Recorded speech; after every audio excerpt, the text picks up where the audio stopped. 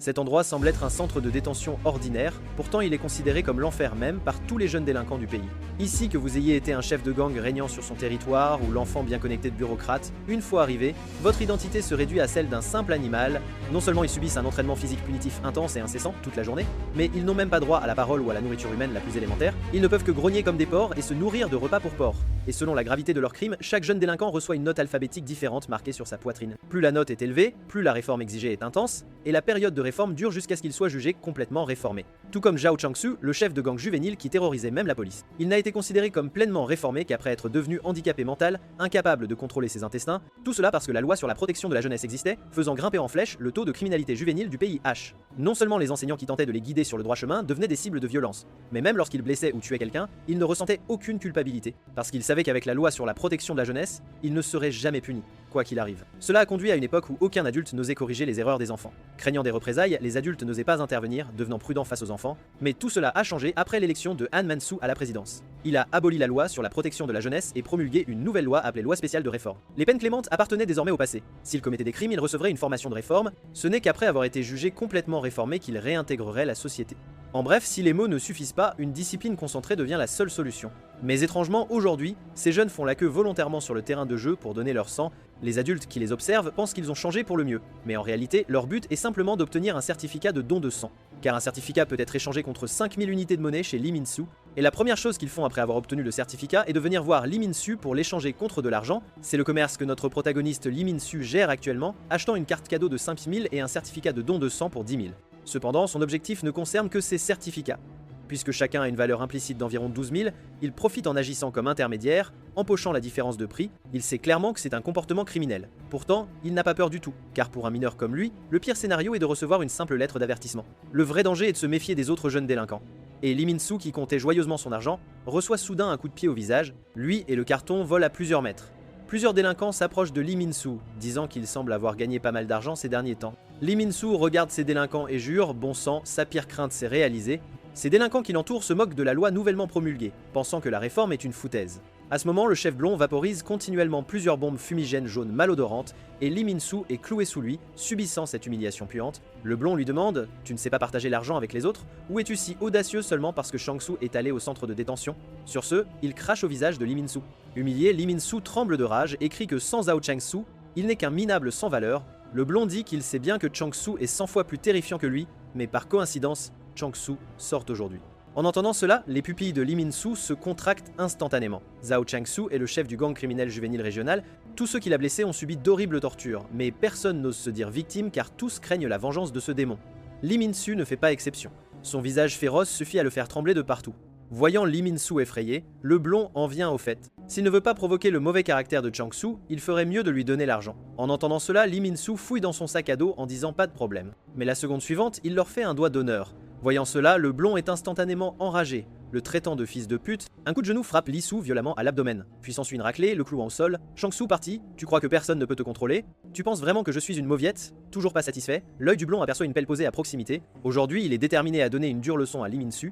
Un délinquant à côté de lui rappelle de se calmer. Si les choses dégénèrent, il sera envoyé au centre de détention. Le blond affirme qu'il n'a pas peur des endroits comme le centre de détention. Il pense que tant qu'il fait le dur, il peut sortir n'importe quand. Pour l'instant, il veut juste battre Lee Min-soo jusqu'à ce qu'il se pisse dessus. Mais juste au moment où le blond s'apprête à frapper, son dos reçoit un coup de pied féroce. Le président du conseil des élèves qui apparaît, Kang Wook-sung, dit que la violence sur le campus est interdite ici. Après avoir parlé, il aide Lee Min-soo à se relever. Les délinquants autour reconnaissent son identité. À ce moment, le blond, battu à plusieurs reprises, ne s'en soucie plus. Il attrape la pelle et charge Kang Wook-sung. Aujourd'hui, je vais vous tuer tous les deux, puis changer d'école. Après avoir esquivé l'appel, Kang Wook-sung demande si le blond veut vraiment le tuer. Puis une main attrape l'épaule du blond. Avec une projection par-dessus l'épaule, il le plaque violemment au sol. Penses-tu pouvoir supporter les conséquences d'un meurtre? Voyant qu'il n'est pas de taille, le blond appelle immédiatement les autres à attaquer. Dès qu'il a fini de parler, 3 acolytes chargeant Kang Wook-sung. Mais les acolytes ne sont que des acolytes après tout. Ils sont mis KO un par Kang Wook-sung. Le gros en vêtements orange tente de le prendre en embuscade, mais Kang Wook-sung esquive en se baissant, puis il attrape le bras qui frappe à 2 mains.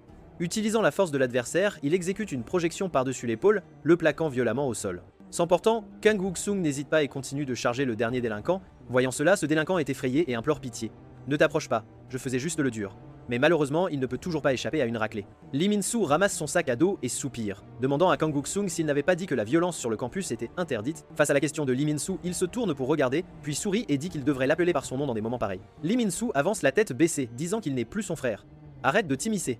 Rester à ses côtés ne fera que l'entraîner dans des ennuis. Kang Gook-sung dit qu'il n'est pas un problème, mais son frère. Peu importe ce que pense Lee Min-soo, ils seront toujours des frères inséparables. Lee Min-soo marque une pause, puis dit « Jette juste cette montre. Si tu es adopté par une famille riche, tu devrais la remplacer. Même moi, j'ai honte. » Kang Gook-sung se gratte la tête et dit qu'il s'en fiche. D'ailleurs, la montre à sa main a plus besoin d'être remplacée. En rentrant chez lui, Lee Min-soo ne peut s'empêcher de penser aux actions de Kang Gook-sung. Si l'incident d'aujourd'hui empêche Kang Gook-sung d'entrer à l'université, ce serait grave. Kang Gook-sung est à la fois président du conseil des élèves et un étudiant admis d'office en faculté de médecine. Son nom d'origine était Lee Yeon-soo. C'est le frère aîné de Lee Min-soo, de sang. Il y a des années, il a été adopté par une famille riche, tandis que Lee Min-soo est resté à l'orphelinat, alors il pense que son frère ne devrait plus être impliqué avec lui.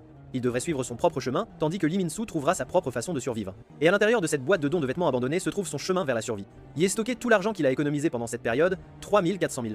Il lui manque encore 6 600 000 pour atteindre son objectif de 10 000 000. Il envisage donc d'aller dans d'autres écoles pour des certificats de dons de sang, car la prochaine collecte de son école n'aura lieu que dans 3 mois. Quant à savoir pourquoi il est si obsédé par l'argent de cette manière, cela remonte à son départ de l'orphelinat il y a 2 ans. À l'époque, bien que le gouvernement lui ait donné 5 000 comme aide. Avec cet argent, il ne pouvait même pas se payer une salle de bain. Et en tant qu'orphelin mineur, il était difficile de trouver un emploi. Alors même s'il sait que c'est un crime, c'est le seul moyen de gagner de l'argent rapidement. Au moment où Lee Min-soo range l'argent, il entend un ouah. Le blond est apparu derrière lui, on ne sait comment. Il attrape l'épaule de Lee Min-soo et dit « Tu veux que je te raconte quelque chose d'intéressant? Si tu es pris, l'argent gagné par le crime sera confisqué par le gouvernement. » Après avoir dit cela, il se met à rire bruyamment à l'oreille de Lee Min-soo. Lee Min-soo exige de savoir ce qu'il veut, et le blond lui dit qu'il avait promis de le faire se pisser dessus chaque fois qu'il le verrait. Pendant ce temps, dans la salle de classe bruyante où se trouve Kang Gook-sung, le professeur arrive soudain et leur dit de se calmer. Il a une annonce à faire. Zhao Cheng-soo, qui est allé au centre de détention, est de retour. Il pense que Chang-soo a vraiment réfléchi à son comportement et a demandé aux camarades de l'aider à se réadapter à la vie sur le campus. Après avoir entendu cela, les camarades commencent à discuter. Certains disent « Si Chang-soo entend ça, le professeur va se faire battre ». D'autres disent que le centre de détention n'a rien de spécial puisqu'il est sorti en 4 semaines. Mais la scène suivante les laisse stupéfaits. Le chef de gang juvénile dont ils se souviennent, l'homme qui a commis tous les maux, est maintenant devenu quelqu'un en fauteuil roulant avec une expression vide, criant comme un idiot qu'il a besoin de faire pipi. Juste devant toute la classe, un jet chaud jaillit de son entrejambe. Ce n'est qu'alors que les camarades réalisent que cette nouvelle loi spéciale de réforme n'est plus un jeu d'enfant. Pendant ce temps, à l'orphelinat, la police installe un ruban de sécurité à l'entrée d'une ruelle entourée de foule. Un cas de meurtre s'est produit ici. Le chauffeur dit à Kang Gook-sung qu'il pourrait être en retard pour la fête de l'académie d'aujourd'hui, car il semble y avoir un accident devant, causant des embouteillages. Kang Gook-sung dit que cet endroit est l'orphelinat où il vivait. Rien ne devrait s'y passer. Mais alors il semble voir quelque chose. Il ouvre immédiatement la portière de la voiture en panique. La montre posée au sol est celle de son frère Lee Min-soo. À ce moment, un mauvais pressentiment de crise surgit dans son cœur. Il se fraye rapidement un chemin à travers la foule et se précipite, mais la scène devant lui fait instantanément dilater ses pupilles. Lee Min-soo a maintenant été arrêté par la police et menotté. Et selon l'article 243 de la loi spéciale de réforme, il sera envoyé au centre correctionnel de réforme pour une gestion concentrée. Au tribunal simplifié pour mineurs du centre correctionnel de réforme, le juge réprimande furieusement Lee Min-soo, le qualifiant de désespéré, ne montrant aucun signe de réflexion. N'oubliez pas, vous êtes assis là à cause d'accusations de meurtre. Lee Min-soo garde la tête baissée et insiste qu'il n'a tué personne. Mais le juge l'ignore complètement, ne sortant qu'une brique avec ses empreintes et des taches de sang, ainsi que tous les crimes qu'il a commis jusqu'à présent. Si les gens tuaient les autres à cause de l'intimidation, du vol d'argent ou d'une simple antipathie, il y aurait d'innombrables cadavres dans ce monde. La raison pour laquelle il commet des crimes est qu'il ne peut pas faire confiance aux adultes. Il devrait apprendre à demander de l'aide aux adultes. Par conséquent, en vertu de l'article 28 de la loi de réforme, un ordre de détention réformé est émis. Il ira au centre de détention avec ce bus rempli de jeunes criminels. Les instructeurs dans le bus, souriant largement, leur disent de se calmer. Ils sont proches de leur destination. Bientôt, le bus atteint sa destination.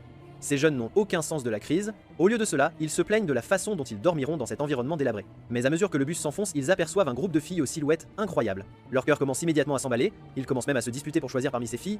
L'instructeur leur dit rapidement de se calmer. C'est le centre de réforme pour jeunes filles. Notre bâtiment est de l'autre côté. À ce moment, Lee Min-soo s'appuie silencieusement contre la fenêtre, se remémorant toujours les paroles du juge sur la confiance envers les adultes, mais même s'il dit la vérité, personne ne le croit. Comment peut-il faire confiance aux adultes ? Bientôt, le bus arrive au centre de réforme pour jeunes garçons. Au début, ces jeunes délinquants sont encore très arrogants envers les instructeurs ici, mais la scène suivante les laisse bouche bée. Un groupe de jeunes musclés et tatoués court en pleurant amèrement. Et en courant, ils émettent divers sons d'animaux. Cela fait éclater de rire les délinquants nouvellement arrivés et désemparés.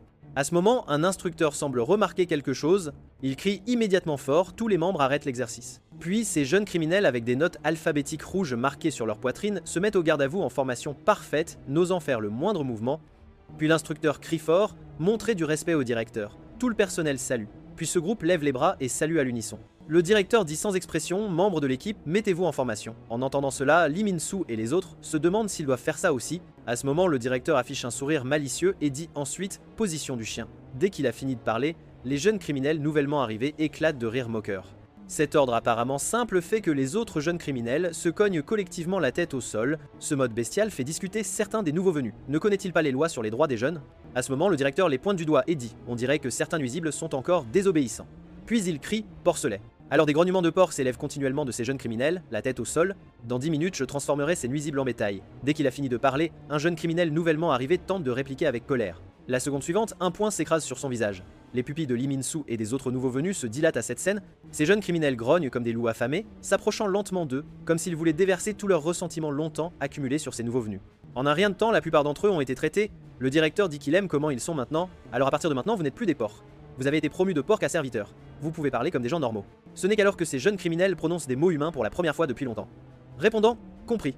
Lee Min-soo s'allonge astucieusement sur le sol et fait le mort. Les personnes restantes sont soit poursuivies par ces loups affamés, soit courent vers les instructeurs environnants pour chercher de l'aide. Ne vous laissez pas tromper par les sourires constants des instructeurs. Ils détestent ces racailles et parasites sociaux jusqu'à l'os, donc la violence devient leur seul moyen, contrôle subtil de la force et coups évitant les zones vitales. La violence non destinée à tuer atteint le résultat pédagogique. Lee Min-soo voit tout cela. Après tout, personne ne veut devenir un meurtrier, pas plus que lui. Mais à ce moment, le directeur apparaît soudainement devant lui. Très intense, n'est-ce pas jeune homme? Tu viens d'arriver et tu devrais être déconcerté. Pourtant, te voilà à jouer des tours astucieux. Juste au moment où Lee Min-soo s'apprête à s'excuser, un pied s'écrase sur son visage. Pas besoin de t'excuser. J'aime les souris intelligentes et rusées. À partir de maintenant, tu es une souris pour me divertir. Et il ordonne à Lee Min-soo de ne faire que des couinements de souris désormais. Sans choix, Lee Min-soo obéit.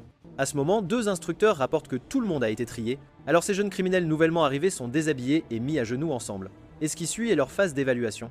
De l'autre côté, Kang Wook-sung trouve la maison de Chang-soo. Il frappe longtemps mais n'obtient aucune réponse.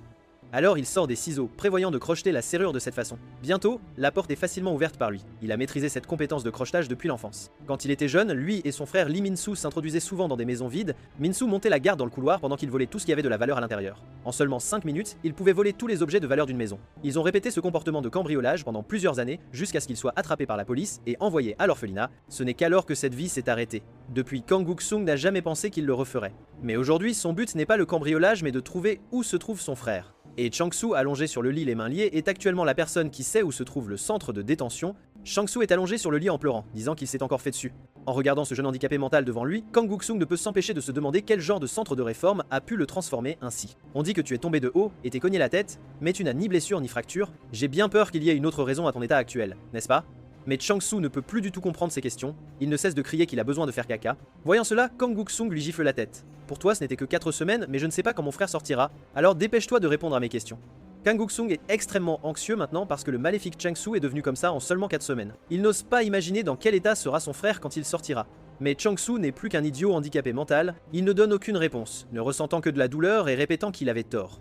Arrête de le frapper. Kang Wook-sung réalise que ce type est vraiment devenu handicapé mental. Continuer à le questionner n'est que perdre du temps. Mais à ce moment, il découvre soudainement quelque chose sur Chang-soo. Cette découverte est une note alphabétique marquée sur la poitrine de Chang-soo. Et ce marquage est la lettre que chaque jeune criminel reçoit après être entré au centre de détention. Le directeur donne cette évaluation en fonction de la gravité du cas de chaque jeune. Le directeur scanne le groupe et trouve que ce lot n'est que de personnages secondaires ennuyeux. Mais soudain, il découvre quelqu'un de différent. C'est Lee Min-soo.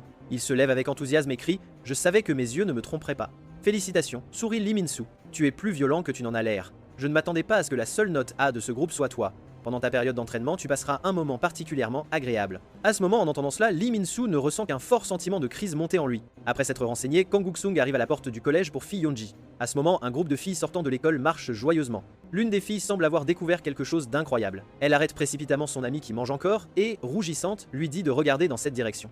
À ce moment, Kang Wook-sung est assis sur un vélo, lisant un livre. En raison de son apparence excessivement belle, les 2 filles deviennent instantanément mignonnes et s'approchent pour lui parler. La fille portant un masque demande de manière suggestive s'il est un stagiaire. Kang Wook-sung retire ses écouteurs et dit « Désolé, il ne l'est pas ». Il demande s'il peut se permettre une question, mais ce sourire involontaire capture instantanément leur cœur de jeune fille. Elles disent qu'elles peuvent non seulement répondre à ses questions, mais aussi lui donner leurs adresses personnelles. Kang Wook-sung explique qu'il est à la recherche de quelqu'un nommé Gu Se-min, mais en entendant ce nom, les expressions des jeunes filles changent soudainement. Elles désignent la foule et disent « Vous ne cherchez pas cette folle, n'est-ce pas? Elle vient tout juste de sortir du centre correctionnel ». La seconde d'après, sentant le regard de Gu Se-min, elles baissent immédiatement leurs doigts, effrayées, et l'évitent délibérément. Après avoir confirmé sa cible, Kang Wook-sung s'avance et bloque Gu Se-min. Bloqué, Gu Se-min lui demande ce qu'il veut. Kang Wook-sung dit qu'il a quelques questions sur le centre correctionnel qu'il aimerait bien lui poser. En entendant centre correctionnel, Gu Se-min le repousse violemment et lui dit de dégager et d'arrêter de l'embêter. À ce moment précis, Kang Wook-sung baisse la tête et explique qu'il ne veut absolument pas offenser. Son frère a maintenant été envoyé dans cet endroit. Mais après avoir entendu cela, Gu Se-min ne s'arrête pas. Juste au moment où Kang Guk-sung se demande s'il a posé la question trop directement, un casque de moto lui est lancé, Gus Semin lui fait signe de monter, elle ne pense pas qu'il devrait parler du centre correctionnel ici, pas du tout. Sur la route, Kang Guk-sung lui demande ce qui l'a fait changer d'avis. Et la raison c'est que le frère de Gus Semin est toujours là, Ba aussi.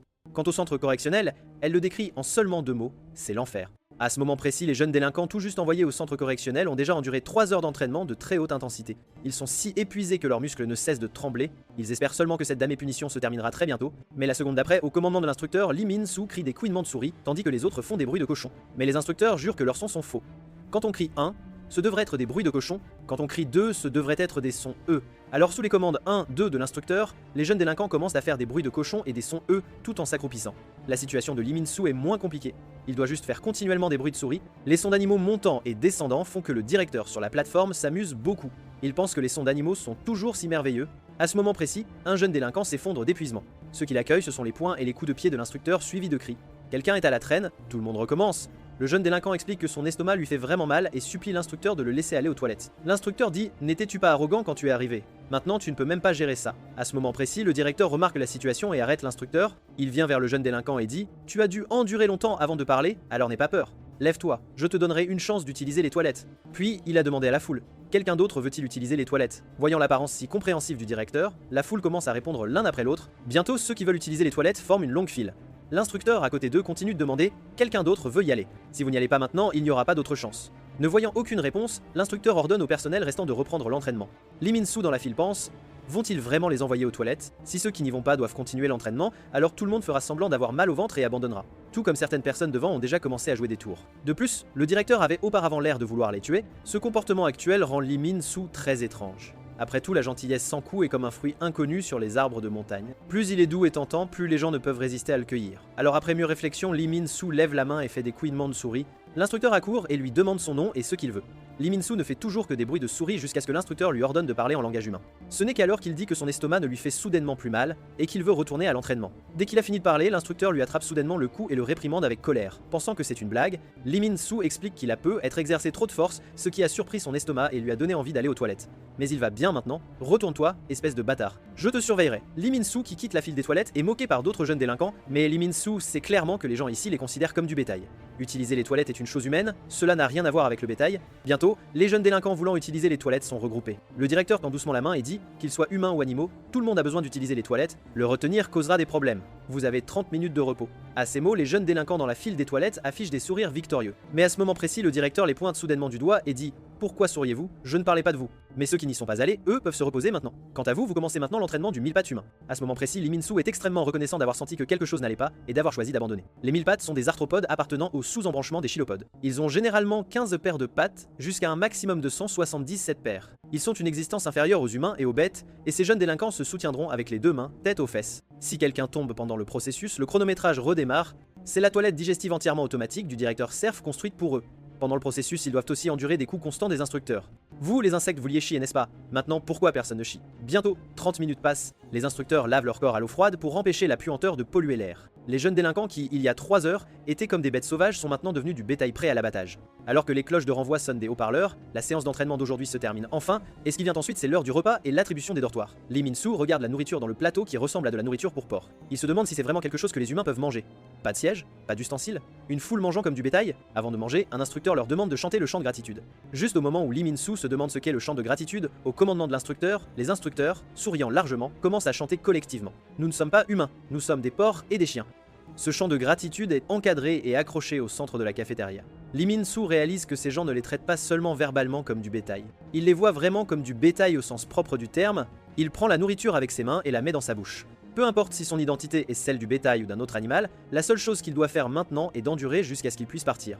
Pendant ce temps, Kang Guk-sung est amené par Gus Min sur une colline. D'ici, l'apparence entière du centre correctionnel de réforme peut être vue. Kang Guk-sung demande si elle pense vraiment que cet endroit est l'enfer. Gus Min dit que l'enfer est mieux que cet endroit. Ce n'est pas du tout un endroit pour les humains. Elle fait souvent des cauchemars sur ce qui s'y passe chaque jour. Maintenant, elle ne peut pas dormir sans prendre de grandes quantités de somnifères. Elle dit qu'en le voyant ainsi, il se soucie vraiment de son frère. Kang Guk-sung dit que c'était le dernier souhait de leur mère, espérant qu'il le protégerait toujours. Mais au final, il n'a toujours pas pu le faire, c'est pourquoi il est venu trouver Gus Min. Il doit faire quelque chose bientôt ou il sera trop tard. Et parmi ceux libérés du centre correctionnel, seul Gus Min semble complètement indemne. Gus Min demande s'il veut savoir comment elle a survécu au centre correctionnel. En entendant cela, Kang Guk-sung demande à la hâte « Alors il y a un moyen? Comment as-tu pu en sortir saine et sauve ?» La seconde d'après, Gu Semin fait une expression idiote. Puis elle dit qu'elle a fait semblant d'être folle comme ça. Kang Wook-sung pense qu'elle plaisante et lui dit avec insatisfaction d'être sérieuse et d'arrêter de faire des bêtises, mais après avoir entendu cela, Gu Semin lève ses cheveux. Son cuir chevelu est couvert de cicatrices de brûlures. À cette scène, les pupilles de Kang Wook-sung se dilatent instantanément. Cet endroit est là où tous les meilleurs psychopathes de la nation se rassemblent. Un moment d'impulsion a mené au conflit. Qui aurait pensé qu'il mettrait la tête de quelqu'un dans une marmite d'huile chaude? Et en ayant l'air comme ça tout à l'heure, ils m'ont laissé sortir tôt. En entendant cela, Kang Wook-sung baisse la tête et continue de s'excuser. Mais Gu Semin lui dit de ne pas la plaindre ou elle le tuera. Puis elle dit: tu as demandé ce que signifiait le marquage, n'est-ce pas? Après qu'ils soient tous arrivés sur les terrains d'entraînement des garçons et des filles, les jeunes délinquants auront leur niveau déterminé en fonction de leur crime. Après cela, les attributions de chambres seront basées sur ces grades. Par exemple, les chambres de grade E sont des cas de crimes violents simples, les chambres de grade D sont des cas liés à la drogue, les chambres de grade C sont des cas de vol et de fraude. Pour référence, la chambre de grade B où elle était été pour agression, et d'après ce que tu as dit, ton frère Lee Min-soo est définitivement dans une chambre de grade A. Parce que cette catégorie de chambre est là où se rassemblent les criminels les plus vicieux, tous les jeunes qui sont entrés à cause d'accusations de meurtre. Dès que Lee Min-soo entre dans la pièce, il attire le regard féroce. Il comprend que c'est une confrontation, donc il ne peut pas reculer. À ce moment précis, un criminel parle soudainement. Espèce de salaud, tu ne sais pas te présenter? Il frotte son poing et demande d'où vient Lee Min-soo et pourquoi il est ici. Lee Min-soo répond qu'il vient de l'orphelinat de bienfaisance et fréquente le lycée Jean Gol. Dès qu'il a fini, tous ses vétérans commencent à rire moqueusement disant « Encore un gamin de l'orphelinat de la filière d'élite ». Un vétéran dit même qu'il connaît quelqu'un du lycée Jean Gol. Il se souvient que c'est un élève de 3e année nommé Jiao Chang-soo. Mais soudain, un grand cri pour se taire retentit. Plusieurs vétérans sont immédiatement effrayés et transpirent à grosses gouttes. Un vétéran aux cheveux longs demande à Lee Min-soo pourquoi il est entré. Si tu es affecté à cette chambre, tu as dû causer pas mal de problèmes. D'après la situation de tout à l'heure, ce gars aux cheveux longs devrait être le chef de cette pièce. Alors Lee Min-soo dit sans hésitation. À cause d'un meurtre, dès qu'il dit cela, tout le monde, sauf le vétéran aux cheveux longs, écarquille les yeux. Des sueurs froides commencent à se former sur leur visage, disant « Ce ne peut pas être un mensonge, n'est-ce pas ?» Et leur réaction bizarre fait penser à Lee Min-soo. Serait-il le seul à avoir tué quelqu'un? Il pensait qu'il le regrouperait avec des crimes similaires, mais maintenant il semble que le meurtre soit le plus grave ici, et la gravité du crime est apparemment liée à la distribution du pouvoir ici. À ce moment précis, un vétéran dit soudainement au gars aux cheveux longs: on dirait que notre chien de compagnie devra continuer à être la recrue. Lee Min-soo est un peu confus. Ce gars aux cheveux longs ne serait-il pas le chef, mais le plus bas ici? Mais la seconde après, il réalise que sa pensée était fausse. Il ne parle pas de ce vétéran aux cheveux longs, mais du gars aux cheveux blancs utilisé comme banc sous les fesses du gars aux cheveux longs. C'est le plus bas ici. Le gars aux cheveux longs se lève soudainement et se plaint, s'asseoir comme ça est vraiment inconfortable. Après avoir entendu cela, le gars aux cheveux blancs qui vient de parler en langage humain pour s'excuser est battu par un vétéran, l'accusant de parler à nouveau en langage humain. Impuissant, le gars aux cheveux blancs ne peut que faire des couinements de souris. Cette scène est exactement la même que l'expérience précédente de Lee Min-soo.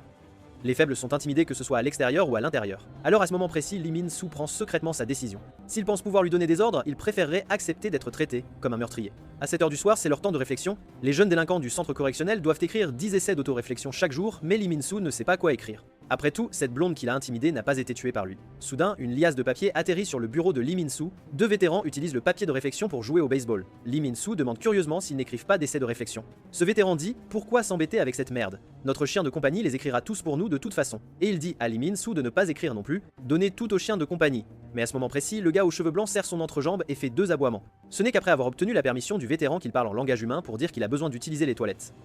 Les deux vétérans ne rendent pas les choses difficiles, ils acceptent cette demande. Mais juste au moment où le gars aux cheveux blancs est sur le point de se soulager, un vétéran lui donne un coup de pied aux fesses. Il dit que le gars aux cheveux blancs n'est qu'un chien maintenant, pas une personne. Alors il devrait faire pipi comme un chien. Sous la supervision des deux vétérans, le gars aux cheveux blancs n'a d'autre choix que de se conformer. 8 h du soir, c'est l'heure de la douche. Tout le monde a 3 minutes pour se doucher en utilisant seulement du savon et de l'eau. Et ce que Lee Min-soo ne supporte pas, c'est qu'une petite barre de savon est partagée entre 50 personnes. 9 h du soir, c'est l'heure de l'inspection et de l'appel de l'instructeur. Les vétérans de Lee Min-soo comptent de 1 à 5 dans l'ordre. Mais quand c'est le tour du gars aux cheveux blancs, il fait étonnamment un aboiement. Sans réfléchir, c'est clairement une menace de ses vétérans. S'il ne se conforme pas, il sera battu après la fin de l'inspection, et s'il se conforme, il sera battu par les instructeurs. Quel que soit le choix que fait le gars aux cheveux blancs, il ne peut éviter une raclée. Mais le gars aux cheveux blancs peut le dire. Une courte raclée est plus humaine qu'une torture prolongée après l'inspection. 10 h du soir, extinction des lumières et sommeil, fin de la journée. À ce moment précis, le cœur de Lee Min-soo est rempli d'émotions mitigées, incapable de dormir. Parce que le gars aux cheveux blancs, dormant à côté de lui, pleure par intermittence. Un détenu senior se plaint. Pourquoi pleure? Tue comme un humain? Cheveux blancs couvre immédiatement sa bouche, sanglotant tout en faisant des couinements. Vivant dans le centre correctionnel, ils doivent se lever tôt, 5 h 30 du matin, c'est l'heure du nettoyage et de l'inspection de l'appel. À 6 h, après l'appel, les membres du personnel arrivent pour livrer le petit déjeuner. À table, Lee Min-soo demande curieusement: pourquoi ne mangeons-nous pas à la cafétéria? Le détenu senior chauve lui dit: c'est parce qu'il y a un entraînement en extérieur cet après-midi. Alors aujourd'hui, il mange à l'intérieur. Cette fois, les instructeurs leur ont même humainement préparé des cuillères. Min-Soo continue. Où est passé le chien de compagnie pendant le repas? En entendant cela, les détenus seniors regardent tous sous la table. C'est alors que Min-Soo réalise soudainement que cette table inexplicablement apparue est en fait Cheveux Blancs qui en fait office. Min-Soo dit, quand il travaille, il devrait au moins avoir de la nourriture. Le seigneur chauve lui dit de ne pas s'inquiéter, ils prendront soin de Bobby comme des amis. Le seigneur tatoué intervient, c'est vrai, ou d'autres pouvez-vous trouver des amis qui le nourriront personnellement. Sur ce, ils vident leur reste de nourriture ensemble et les mélangent. Un délicieux repas de nourriture pour chien fait par de bons amis apparaît. C'est le repas spécial de Bobby, le gars aux cheveux blancs est profondément repoussé à l'intérieur. Il n'a d'autre choix que de se baisser et de manger comme un chien, craignant une raclée. Mais juste à ce moment-là, Min-Soo renverse la table avec un cri, ne mange pas ça. Les détenus seniors sont perplexes face à la scène. Min-Soo demande à Cheveux Blancs, te traites-tu vraiment comme un chien, Moon-Hyun-jun? Mais au lieu de cela, Cheveux Blancs ne montre aucun signe d'espoir ou de gratitude, seulement une terreur pure sur son visage. Tout cela vient du seigneur aux cheveux longs, Gu Sion. Il avertit Min-Soo, cet endroit a son propre système de hiérarchie et ses règles, tu es arrivé en retard, donc tu dois suivre ses règles. Si tu n'aimes pas ça, bats-toi pour devenir un leader. Mais avant cela, tu dois d'abord vaincre Cheveux Blancs Bobby pour gagner ce droit, parce qu'une fois le défi lancé, le rang de Cheveux Blancs est supérieur à celui de Min-Soo. Si Min-Soo perd, il deviendra le nouveau chien de compagnie dans cette pièce. Min-Soo jure. Ce maudit jeu de hiérarchie est si enfantin, mais ce qu'il ne réalise pas, c'est que Cheveux Blancs Moon-Hyun-jun le regarde comme un loup affamé, juste au moment où Min-Soo dit qu'il devrait arrêter ça. Le point de Cheveux Blancs s'écrase déjà sur son visage. Il sait qu'aujourd'hui pourrait être sa seule chance d'échapper au statut de chien de compagnie, donc il ne peut pas la rater. Voyant le combat, les détenus seniors commencent à crier. Bon travail Bobby, c'est ta chance de te débarrasser de ton statut de recrue. Il se moque aussi de Min-Soo. Pourquoi ne te défends-tu pas? Tu veux devenir le nouveau chien de compagnie. Min-Soo sait que perdre ce combat signifie tomber tout en bas. Mais Cheveux Blancs le battant tout en essuyant ses larmes trouble vraiment Min-Soo. Pendant ce temps, Kang Wook-sung arrive à l'orphelinat de bienfaisance. Le directeur dit qu'il s'engage demain. Hâté, il prie tout ce dont il a besoin. Wook-sung, tenant une poupée pingouin, dit que tout est emballé. Ce sont des trésors pour moi, et Min-Soo, dit le directeur, ses deux frères étaient les plus grands fauteurs de troubles de l'orphelinat, surtout Wook-sung, toujours à se battre avec les autres enfants. Les enfants avaient tellement peur qu'ils n'osaient pas s'approcher de l'orphelinat. Wook-sung explique qu'elle a mal compris. Bien que je me batte souvent avec les enfants, il n'avait pas peur de moi. Il craignait Min-Soo, c'est le vrai fou terrifiant. Une fois qu'il craque, personne ne peut l'arrêter. En ce moment, Cheveux Blancs crie « Je suis désolé », tandis que ses poings et ses pieds ne montrent aucune pitié. Il n'a qu'un seul but en tête, il ne veut plus être Bobby comme avant. Min-Soo est battu tenant sa tête à deux mains sur le sol. Le seigneur chauve, qui avait auparavant peur après avoir entendu que Min-Soo était un meurtrier, montre maintenant ses vraies couleurs. Apparemment convaincu que Min-Soo est déjà devenu Bobby. Non satisfait de le battre, il le nargue verbalement. C'est pourquoi tes parents t'ont abandonné, espèce de perdant, nouveau Bobby. Mais au moment où il finit de parler, sa tête reçoit un coup de poing violent. Comme si un mot-clé avait été déclenché, Min-Soo se transforme complètement. D'un seul coup de poing, il assomme le seigneur chauve. Cette scène laisse tout le monde stupéfait, surtout Cheveux Blancs Moon-Hyun-jun, qui reste figé sur place. Tout comme Wook-sung l'a dit, c'est lui qui est vraiment terrifiant. Et quand il est enragé, Min-Soo n'a qu'une seule pensée en tête. Transformer tout le monde ici en Bobby. Je vous l'ai dit, vous deviendrez tout le nouveau Bobby, mais ensuite un seigneur lui donne un coup de pied dans le dos. 3 seigneurs se sont maintenant associés. Nous transformer tous en Bobby? Es-tu fou? Ne fais pas le dur. C'est une plus grande pièce. Cet endroit est plein de gens qui se croient durs. Nous avons été indulgents avec toi parce que tu es un orphelin abandonné. Mais avant qu'il ne puisse finir, une ventouse lui est enfoncée dans la bouche. Maintenant, parce que le mot-clé a été déclenché à nouveau, Min-Soo devient encore plus furieux, rugissant « Tais-toi », puis il frappe le visage du seigneur, brisant la ventouse en 2 morceaux. Voyant cela, les 2 autres seigneurs ne peuvent plus rester immobiles et se précipitent. L'un menace même de le tuer, mais la scène du moment suivant les fiche sur place. Min-Soo tient la ventouse cassée comme une arme, ses yeux comme ceux d'un fou alors qu'il la pointe vers eux. Tuez-me. Avez-vous déjà tué quelqu'un auparavant? Pendant ce temps, sur un terrain de golf, le conseiller Kang balance nonchalamment son club et ses subordonnés applaudissent immédiatement. Le flattant, Wook-sung s'agenouille à proximité. Le conseiller lui demande comment il a obtenu cette chose. Wook-sung dit que bien qu'il soit tôt, il est prêt à s'engager. La priorité est de résoudre les problèmes de la jeunesse, cela bénéficiera à votre carrière politique. En entendant cela, le conseiller Kang rican, celui qui pensait à moi a perdu son admission en médecine. Explique-toi clairement, Wook-sung, c'est à cause de ton frère au centre de détention? Mais même si tu t'engages maintenant, rien ne garantit que tu seras affecté au centre de détention pour mineurs. En entendant cela, Wook-sung dit « C'est exactement pourquoi je suis ici pour te demander ton aide. Si quelqu'un peut y arriver, c'est toi, père. » Mais le conseiller répond « Pourquoi devrais-je nettoyer le désordre de ton frère ?» Alors que Wook-sung pense que son père ne l'aidera finalement pas, le conseiller change de ton « Si tu te comportes bien à l'avenir et m'aides à devenir président, pourquoi pas? Allez, aide ton père à devenir président. » À ce moment-là, Min-Soo, comme un loup affamé, rugit sur les aînés « Bande de Bobby, êtes-vous prêts pour la punition ?» Mais la seconde suivante, l'aîné qui avait été mis à terre se relève soudainement et immobilise fermement Min-Soo des 2 mains.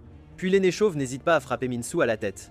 Après un coup, Min-Soo se tait instantanément, l'aîné craint qu'il ne soit mort, alors les 2 qui l'ont frappé commencent à se rejeter la faute. Mais tout cela n'est qu'une mise en scène de Min-Soo. Il exerce soudainement une force, donnant un coup de tête au menton de l'aîné qui le retient, puis donne immédiatement un coup de pied à l'aîné chauve dans l'entrejambe. En un instant, Min-Soo renverse complètement la situation.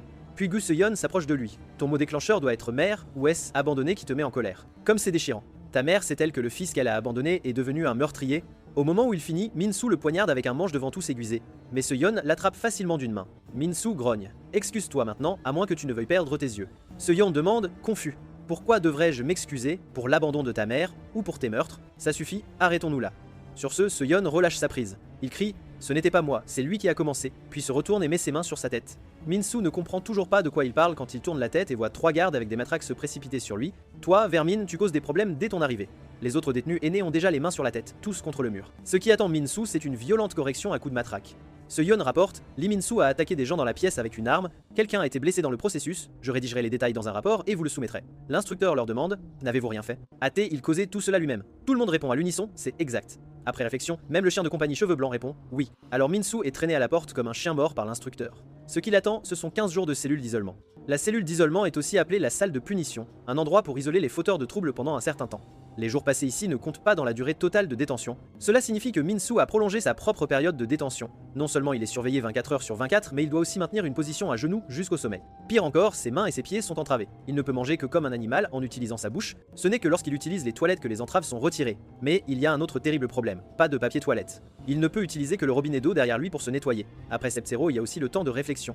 Même en cellule d'isolement, il doit écrire une lettre de réflexion. Cette fois, Min-soo écrit 2 fois plus qu'avant, mais tout ce qu'il écrit concerne les caractéristiques des détenus aînés de la pièce. Il croit que tout le monde ici est problématique, mais le plus gros problème réside chez Gus Yeon, aux cheveux longs. Quoi qu'il arrive, il doit abattre ce salaud. Sans le savoir, Min-soo s'endort. Il rêve de choses qui se sont passées quand il était enfant. Lui et Wukong se tiennent devant une maison en flammes, puis se réveillent soudainement, les larmes coulant sur son visage. Min-soo se cogne la tête au sol, jurant « Bon sang, peut être que cet environnement ne cesse de ramener ces terribles souvenirs dans ses rêves. » Cela rend Min-soo effrayé de se rendormir car il craint d'avoir le même cauchemar à nouveau. Bientôt, les 15 jours se terminent, Min-soo retourne dans la pièce désignée. Il fait face aux détenus aînés avec des yeux féroces prêts à exploser, mais de manière inattendue, les aînés s'excusent avec des sourires. « Nous sommes désolés. Nous sommes allés trop loin avant. Bobby a décidé de ne plus jouer à Bobby. À partir de maintenant, entendons-nous bien. » Voyant cela, Min-soo pense qu'ils se sont vraiment réformés. Mais juste au moment où il est sur le point d'accepter leurs excuses, la seconde suivante, la tête de Min-soo reçoit un coup de pied. Yeon, qui a frappé, se moque « Tu me cherchais, petite à sa maman ?» 2 aînés suivent immédiatement, immobilisant les membres de Min-soo. Ils lui fourrent une chaussette puante dans la bouche pour qu'il ne puisse pas faire de bruit et alerter les instructeurs. Pas à pas, ils portent Min-soo vers les toilettes.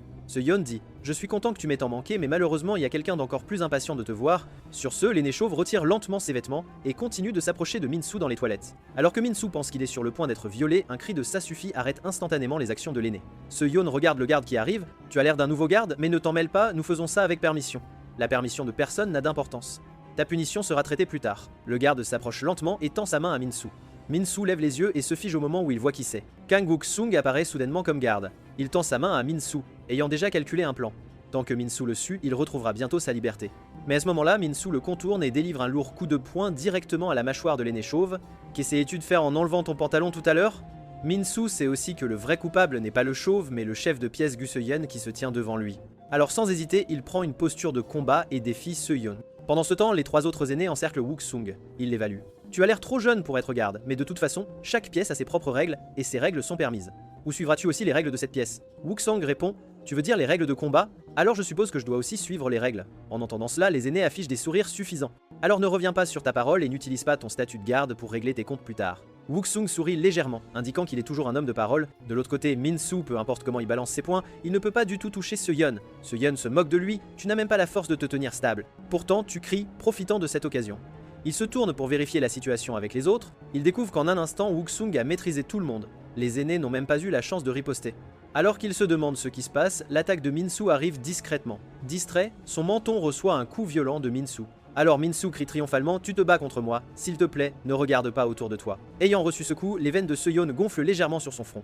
Il pensait qu'en se retenant avant, Min-soo saurait quand s'arrêter. Mais maintenant, il décide de donner personnellement une dure leçon à ce gars pour lui faire comprendre ce qu'est un véritable écart de pouvoir. Sais-tu pourquoi Bobby est devenu Bobby ? Min-soo, inflexible, se relève et lui donne un coup de pied, criant « Quel Bobby ? Je m'en fiche. Bobby était autrefois le chef de pièce ici. » Tout comme toi, ne connaissant pas ta place et agissant imprudemment. Recevant une raclée unilatérale, Min-soo comprend clairement l'écart entre eux, mais il croit qu'il ne peut absolument pas perdre si facilement, alors il balance son poing à nouveau.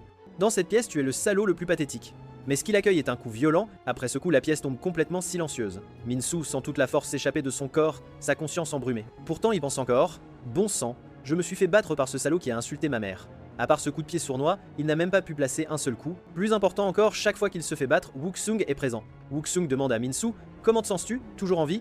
Mais Min-soo ferme simplement les yeux et s'évanouit. Wook-sung le regarde et soupire impuissant, puis il hisse Min-soo entièrement sur son épaule. Yeon les regarde se préparer à partir et demande où il emmène Min-soo. Il doit apprendre sa leçon.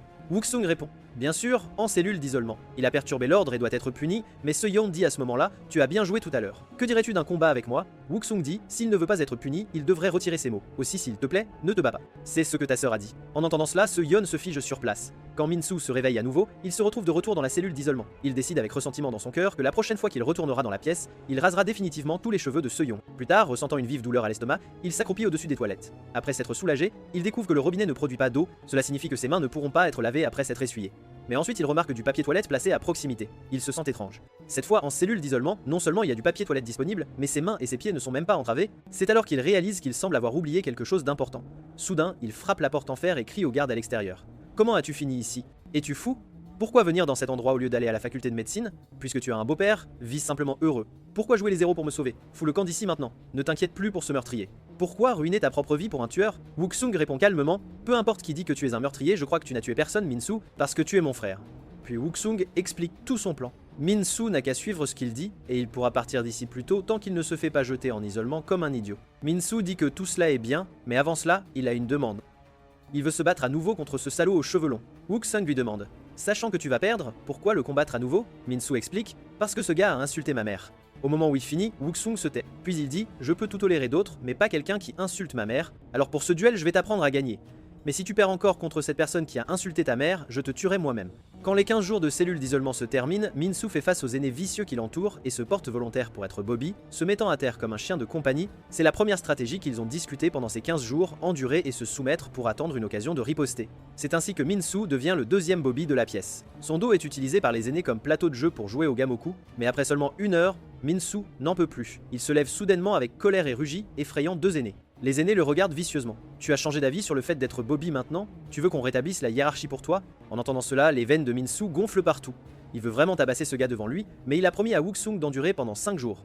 Après 5 jours, même si le directeur intervient, Wuxung gérera tout dans cette pièce et préparera le terrain pour la vengeance de Min-soo. Pour l'instant, tout ce qu'il a à faire est de continuer à endurer. Pensant cela, Min-soo se redresse en utilisant son abdomen propre comme plateau et leur dit de commencer un nouveau jeu. Araignée. Le 3e jour, lui et Bobby Cheveux Blancs sont responsables ensemble des essais de réflexion des aînés. Au 4e jour, il peut non seulement uriner comme un chien de compagnie, mais aussi manger le repas spécial préparé par les aînés en s'écriant « si délicieux ». Min-soo sait que s'il endure juste aujourd'hui, tout sera fini. Mais la nourriture mélangée inhumaine le fait toujours vomir dans les toilettes. Cheveux Blancs dit gentiment « si tu vomis tout, tu seras trop faible ». Il sourit étant un bonbon à Min-soo, lui disant de ne pas le dire aux autres ou ils se feront tous les deux battre. Faisons de notre mieux en étant Bobby ici.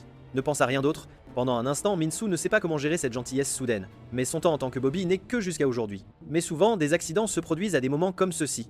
Pendant les activités de groupe en extérieur, les aînés jouent à un jeu de frisbee avec les deux Bobby, Min-soo et Cheveux Blancs, mais en poursuivant le frisbee, Cheveux Blancs heurte accidentellement des membres de l'équipe de cuisine. Ceux qui ont été heurtés regardent férocement Cheveux Blancs. Qu'est-ce qui se passe? Tu veux nous combattre? Cheveux Blancs tremble et demande. Vous voulez jouer au frisbee ensemble? Pendant ce temps, Seyon est allongé tranquillement sur le sol, se demandant comment Wuxung connaît sa sœur. Mais soudain, un cri interrompt ses pensées. 3 aînés de l'équipe de cuisine l'interrogent.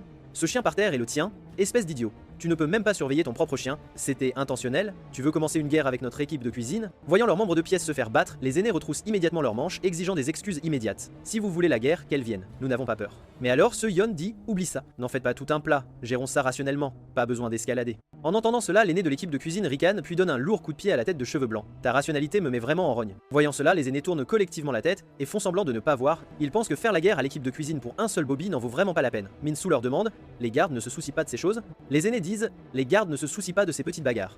Ils nous laissent généralement les résoudre nous-mêmes. En entendant cela, le visage de Min-soo s'assombrit alors qu'il reste figé. Son cœur fait un choix. D'un côté, il y a le bonbon que Cheveux Blancs lui a gentiment donné ce jour-là. De l'autre, il y a sa promesse avec Wuxung concernant le plan. Finalement, il choisit de se détourner froidement. L'aîné de l'équipe de cuisine bat Cheveux Blancs en les narguant bruyamment. Ton chien de compagnie est super à battre. Puis-je l'emprunter quelques jours pour m'amuser? Au moment où il finit, un frisbee lui claque violemment au visage. L'aîné de l'équipe de cuisine tombe instantanément, incapable de réagir. Les aînés se retournent pour voir qui l'a lancé et sont tous stupéfaits, et cette personne est Min-soo, qui a choisi la gentillesse. Vous, bande de voyous, êtes venus ici après avoir causé assez de problèmes dehors. Alors vous voulez poursuivre les mêmes saletés que vous faisiez dehors, ici? C'est ça. Ici, vous n'êtes qu'un tas de bétail. Du bétail sans dignité ni fierté? C'est pourquoi vous vous en prenez aux plus faibles. Au moment où Min-soo s'apprête à arracher un cheveu blanc, Seyon s'approche à cet instant précis. J'ai dit, n'interfère pas. Tu ne comprends pas le langage humain? Au même moment, le seigneur roux de la cuisine s'approche et attrape l'épaule de Seyon. Qu'est-ce que tu veux dire? Je devrais aller dire à notre chef que tu nous déclares la guerre. Vas-y, déclare la guerre. Mais avant ça, je dois d'abord régler notre affaire interne. Entendant qu'il va y avoir une bagarre, les jeunes délinquants les encerclent immédiatement pour regarder le spectacle. Min-soo sait qu'il a foiré la première promesse, mais il tiendra l'autre. Seyon attache ses cheveux et demande à Min-soo, tu veux une autre raclée? Min-soo répond sans peur. Et si on faisait un pari? celui qui gagne devient le chef de chambre. À ce moment, Wuxung dans la salle de classe a déjà tout géré. Les jeunes du centre de détention sont tous mineurs, ils ont donc des cours de base à des heures précises chaque semaine. Pendant les cours, toute l'autorité appartient au surveillant de classe. En bref, pendant les cours de base, tout ce qui se passe dépend entièrement du surveillant. Wuxung a obtenu l'opportunité de devenir surveillant pendant cette période. Et aujourd'hui, Min-soo va vaincre Se-hyun pour devenir le nouveau chef de chambre. Dans son plan, leur duel aura lieu dans une petite zone formée par plusieurs bureaux. Wuxung regarde sa montre, perplexe. L'heure est venue, pourquoi les personnages principaux ne sont-ils pas encore arrivés? Puis une agitation dehors attire son attention. Il regarde attentivement et découvre que le duel entre les deux a déjà commencé. Voyant cette scène, Wuxung soupire, impuissant, puis il monte sur le rebord de la fenêtre et crie « Min-soo, espèce de bâtard ». Bien que pendant les 15 jours en isolement, Wuxung ait répété à Min-soo la même technique de combo chaque jour. Première étape, le crochet. Deuxième étape, coup au foie. Troisième étape, uppercut. Quatrième étape, coup de pied médian. Coup de pied frontal, plus coup de pied circulaire. Puis enchaîner avec un balayage. Finir avec un coup de poing direct. Mais Wuxung sait que cela seul ne suffit pas à vaincre Se-hyun. Bien que Se-hyun ait une telle force sans entraînement, selon Wuxung, ses techniques sont flashy mais manquent de substance, sans fluidité cohérente entre les mouvements. Tant que Min-soo maîtrise cette technique de combo en 15 jours et combat dans la salle de classe spéciale qu'il a aménagée, avec de nombreux coins pour le piéger, utilisant l'environnement pour le forcer dans un coin, une fois que Min-soo y parvient, son combo touchera certainement Se-hyun et le vaincra. Mais maintenant, Min-soo a complètement perturbé tout le plan. Wuxung se précipite en bas à ce moment, pensant que son frère est aussi désobéissant que toujours. Quand il arrive, le mur humain formé par les jeunes délinquants l'empêche de voir clairement la situation.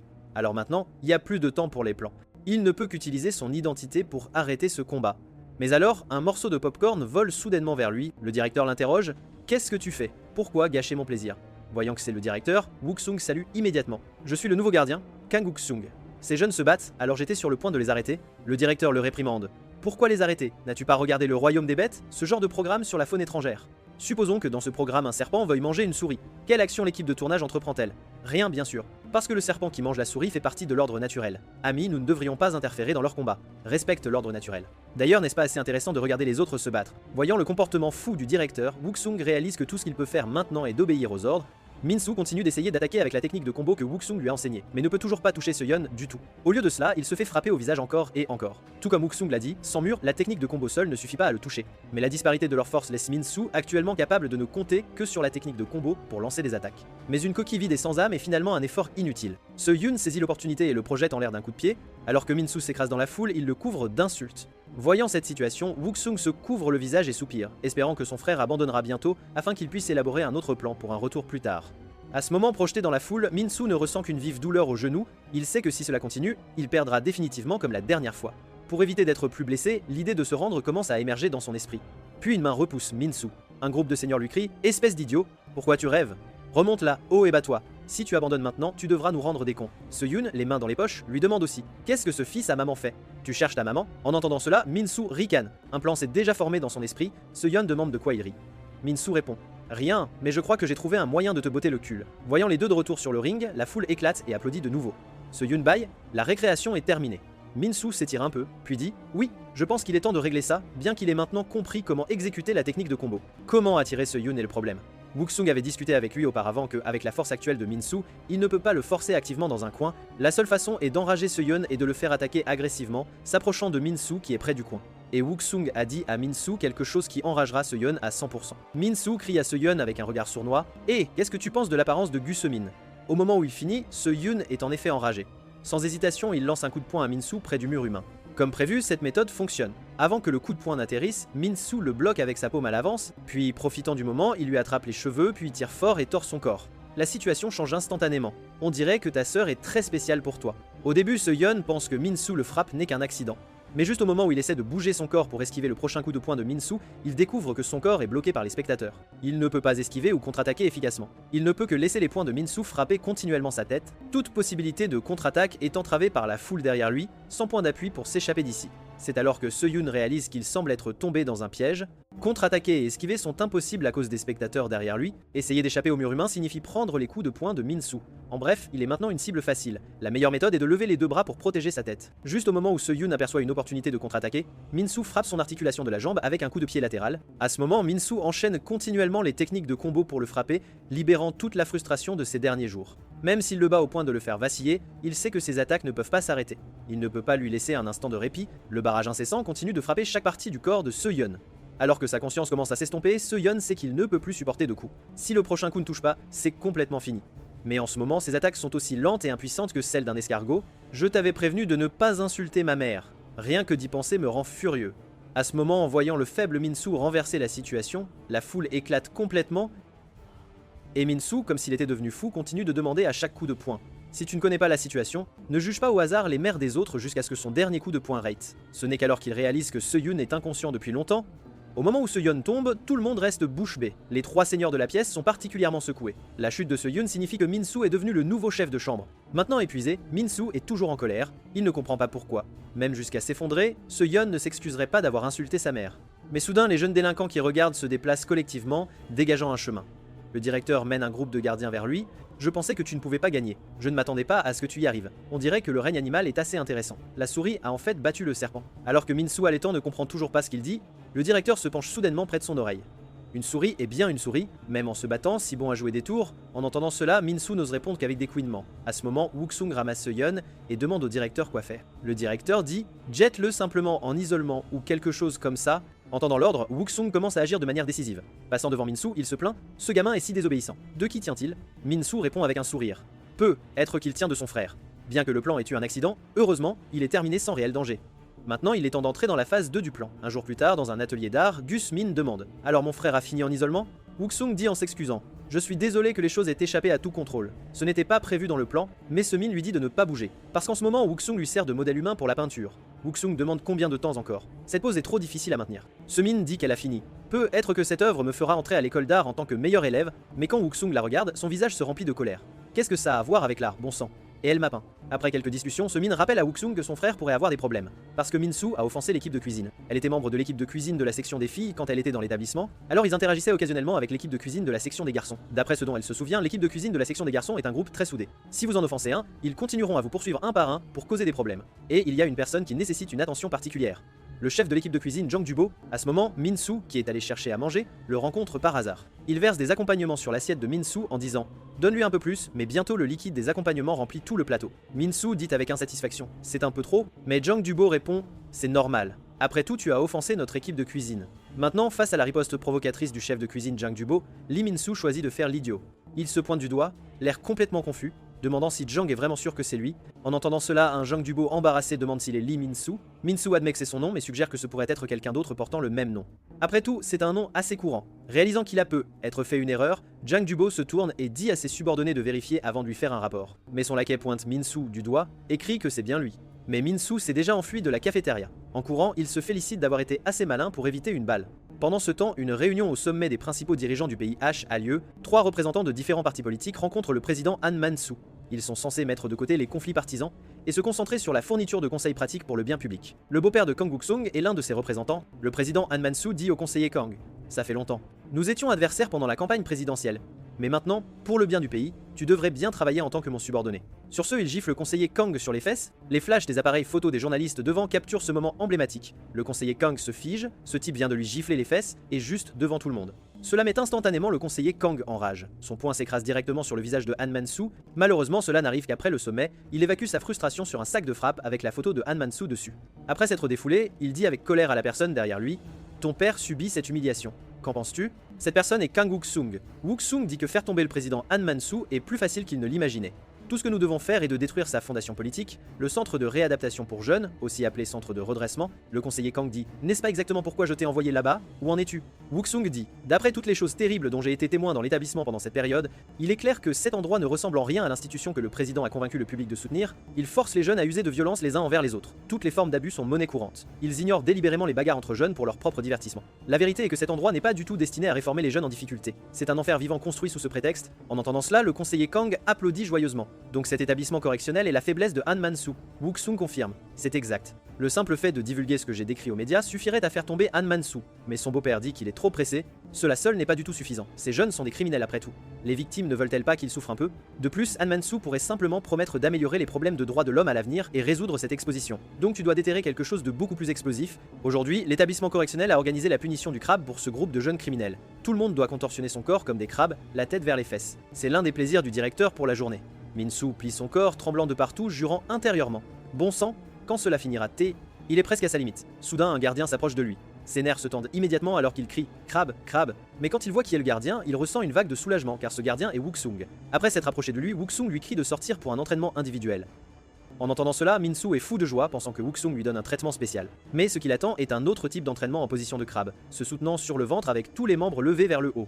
Wuxung explique en s'excusant que s'il est indulgent avec lui, cela pourrait provoquer du ressentiment chez les autres et des soupçons de la part du directeur. En entendant cela, Minsu l'accuse d'aggraver les choses. Wuxung dit qu'il l'a fait sortir pour un entraînement individuel afin d'expliquer la deuxième phase du plan. Ce centre de réadaptation pour jeunes utilise un système de points de récompense et de punition. Accomplir des tâches spécifiques qu'il fixe vous rapporte des points de récompense, tandis que violer les règles entraîne des déductions de points. Accumulez 100 points de récompense et vous êtes éligible à un examen de libération conditionnelle. Inversement, plus vous perdez de points, plus votre date d'examen est repoussée. Ton score actuel est de -50. 2 isolements et une bagarre générale. Tu n'as jamais gagné un seul point de récompense. Minsu demande comment il peut gagner des points. En entendant cela, Wuxung sort un formulaire de demande. En ce moment, le moyen le plus rapide pour toi de gagner beaucoup de points est de postuler volontairement pour devenir aide cuisinier, mais Minsu sait qu'il a déjà provoqué un chef d'équipe de cuisine. Aller devenir leur aide maintenant serait comme marcher dans la gueule du loup. Alors il se roule par terre, disant qu'il préférerait rester ici pour toujours plutôt que d'aller à l'équipe de cuisine. Ces gens vont me tuer. En entendant cela, Wuxung soupire. D'accord. Je trouverai un autre moyen que de rejoindre l'équipe de cuisine. Un après-midi d'entraînement intense laisse Minsu complètement épuisé. Mais juste au moment où il est sur le point de s'endormir, il est dérangé par des bruits de bourdonnement autour de lui. Il claque la table fort, demandant si cette personne a vraiment besoin de faire de tels bruits de bouche agaçants. La source du son est les 3 détenus seniors en service de nettoyage. Cheveux Blanc a également échappé à son statut de souffre-douleur après que Minsu soit devenu le chef de chambre. Un détenu senior explique que faire des bruits l'aide à travailler plus efficacement et dit à Minsu de juste s'asseoir. Le nettoyage sera bientôt terminé. Minsu pose son menton sur sa main, pensant que cette façon de gagner des points ne fonctionnera toujours pas. Après tout, nettoyer une salle de classe ne rapporte qu'un point. Atteindre 100 prendrait une éternité. Juste à ce moment, 2 gardiens ouvrent soudainement la porte de la salle de classe, demandant s'il a fini de nettoyer. Minsu répond que ce sera bientôt fait. En entendant cela, le gardien lui dit d'aller seul au prochain endroit car quelqu'un a postulé pour du travail bénévole supplémentaire en son nom. En entendant cela, Minsu pense que Wuxung a trouvé une autre méthode pour lui. Il salue joyeusement le gardien. Mais quand il arrive à l'endroit, il ne peut pas se sentir heureux du tout car il a été affecté à l'unité de l'équipe de cuisine.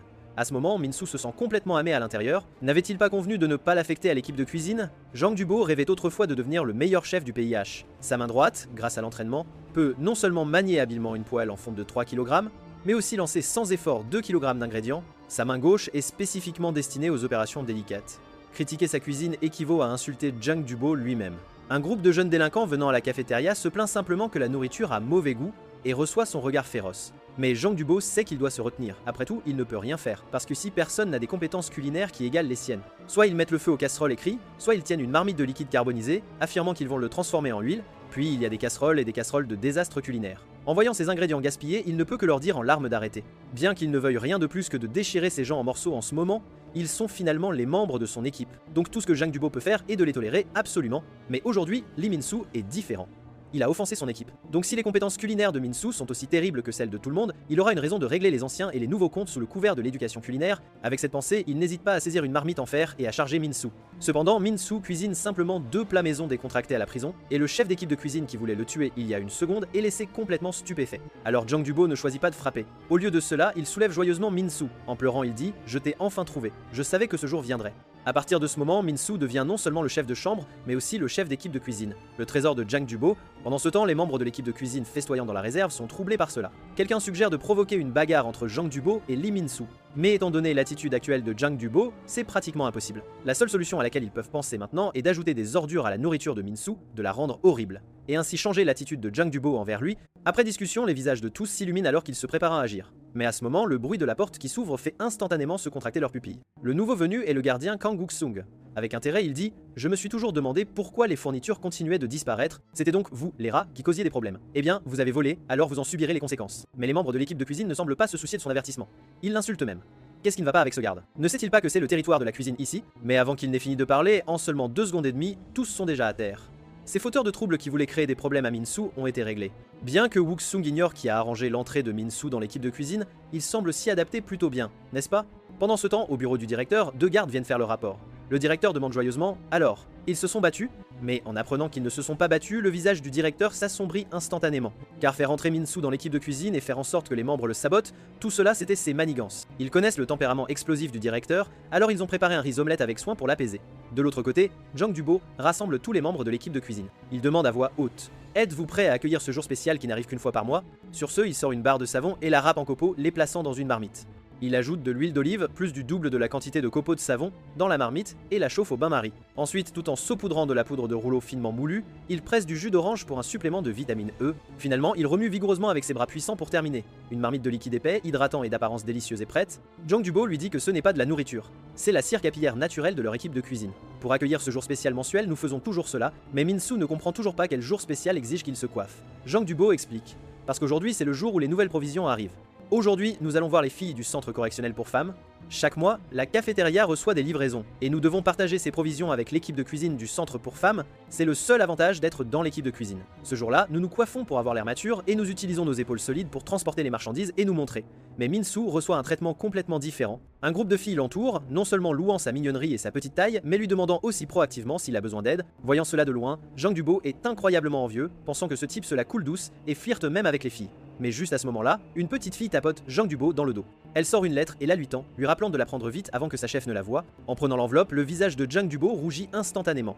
Il est au 7e ciel, la regardant faire un geste de silence en partant. Dans son esprit, il marche déjà dans l'allée avec elle. Il a même déjà pensé au nom de leurs 5 enfants. Dans son imagination, des larmes de joie coulent sur son visage. Mais quand il ouvre l'enveloppe et en lit le contenu, son visage devient instantanément livide. Car cette lettre d'amour n'est pas pour lui, elle est destinée à être transmise au grand chef de chambre, Lee Min-soo.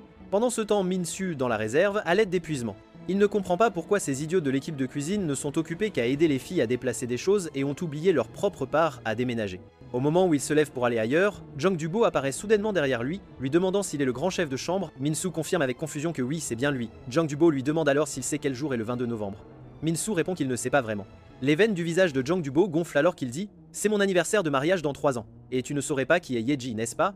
À ce moment, Min-soo est quelque peu effrayé, demandant ce qui s'est passé, mais Jang Du-bo lui hurle « Yeji est le nom de mon 5e enfant. Si tu ne m'avais pas trahi, elle aurait été une petite fille avec une queue de cheval née dans ce monde magnifique. » Sur ce, Jang Du-bo lève le poing et charge Min-soo. « Espèce de salaud qui a volé ma femme, je vais te tuer !» Min-soo lève les 2 mains disant qu'il n'a rien fait.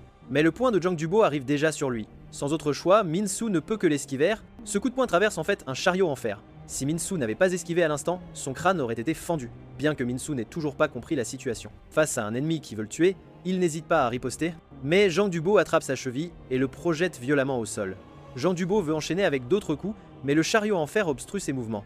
Min-soo saisit cette opportunité et charge à nouveau avec ses poings, mais avant qu'il ne puisse s'approcher, il reçoit un coup. L'écart de force entre eux est bien trop grand, non seulement ses bras sont longs, mais sa puissance est d'un tout autre niveau. Min-soo ne peut tout simplement pas l'approcher, et recevoir un de ses coups, c'est comme être frappé par un rocher. À ce moment, Jang Du-bo se libère des entraves du chariot, il assène continuellement des coups de poing assus. Je vais emmener So-young en rendez-vous, faire de la randonnée sur le mont Bukon. Bientôt, Min-soo est acculé dans un coin. Mais en même temps, il pense à un moyen de le gérer. Quand le prochain coup de poing de Jang Du-bo s'abat, il ramasse une marmite en fer du sol et le bloque. Je n'ai aucune idée de qui est So-young, mais ton plan de rendez-vous est terrible. Sur ce, il enroule ses 2 bras autour de la taille de Jang Du-bo. Utilisant toute sa force, il essaie de le faire basculer et de le forcer dans le coin. Ensuite, utilisez la même méthode qui a vaincu Gu So-yeon pour renverser la situation. Bonne idée, mais il ne peut pas le faire bouger d'un pouce. Au lieu de cela, Jang Du-bo lui attrape la tête d'une main et le soulève. Lee Min-soo, tu as volé mon amour pur et l'avenir de mes enfants, alors accepte la punition de la mort.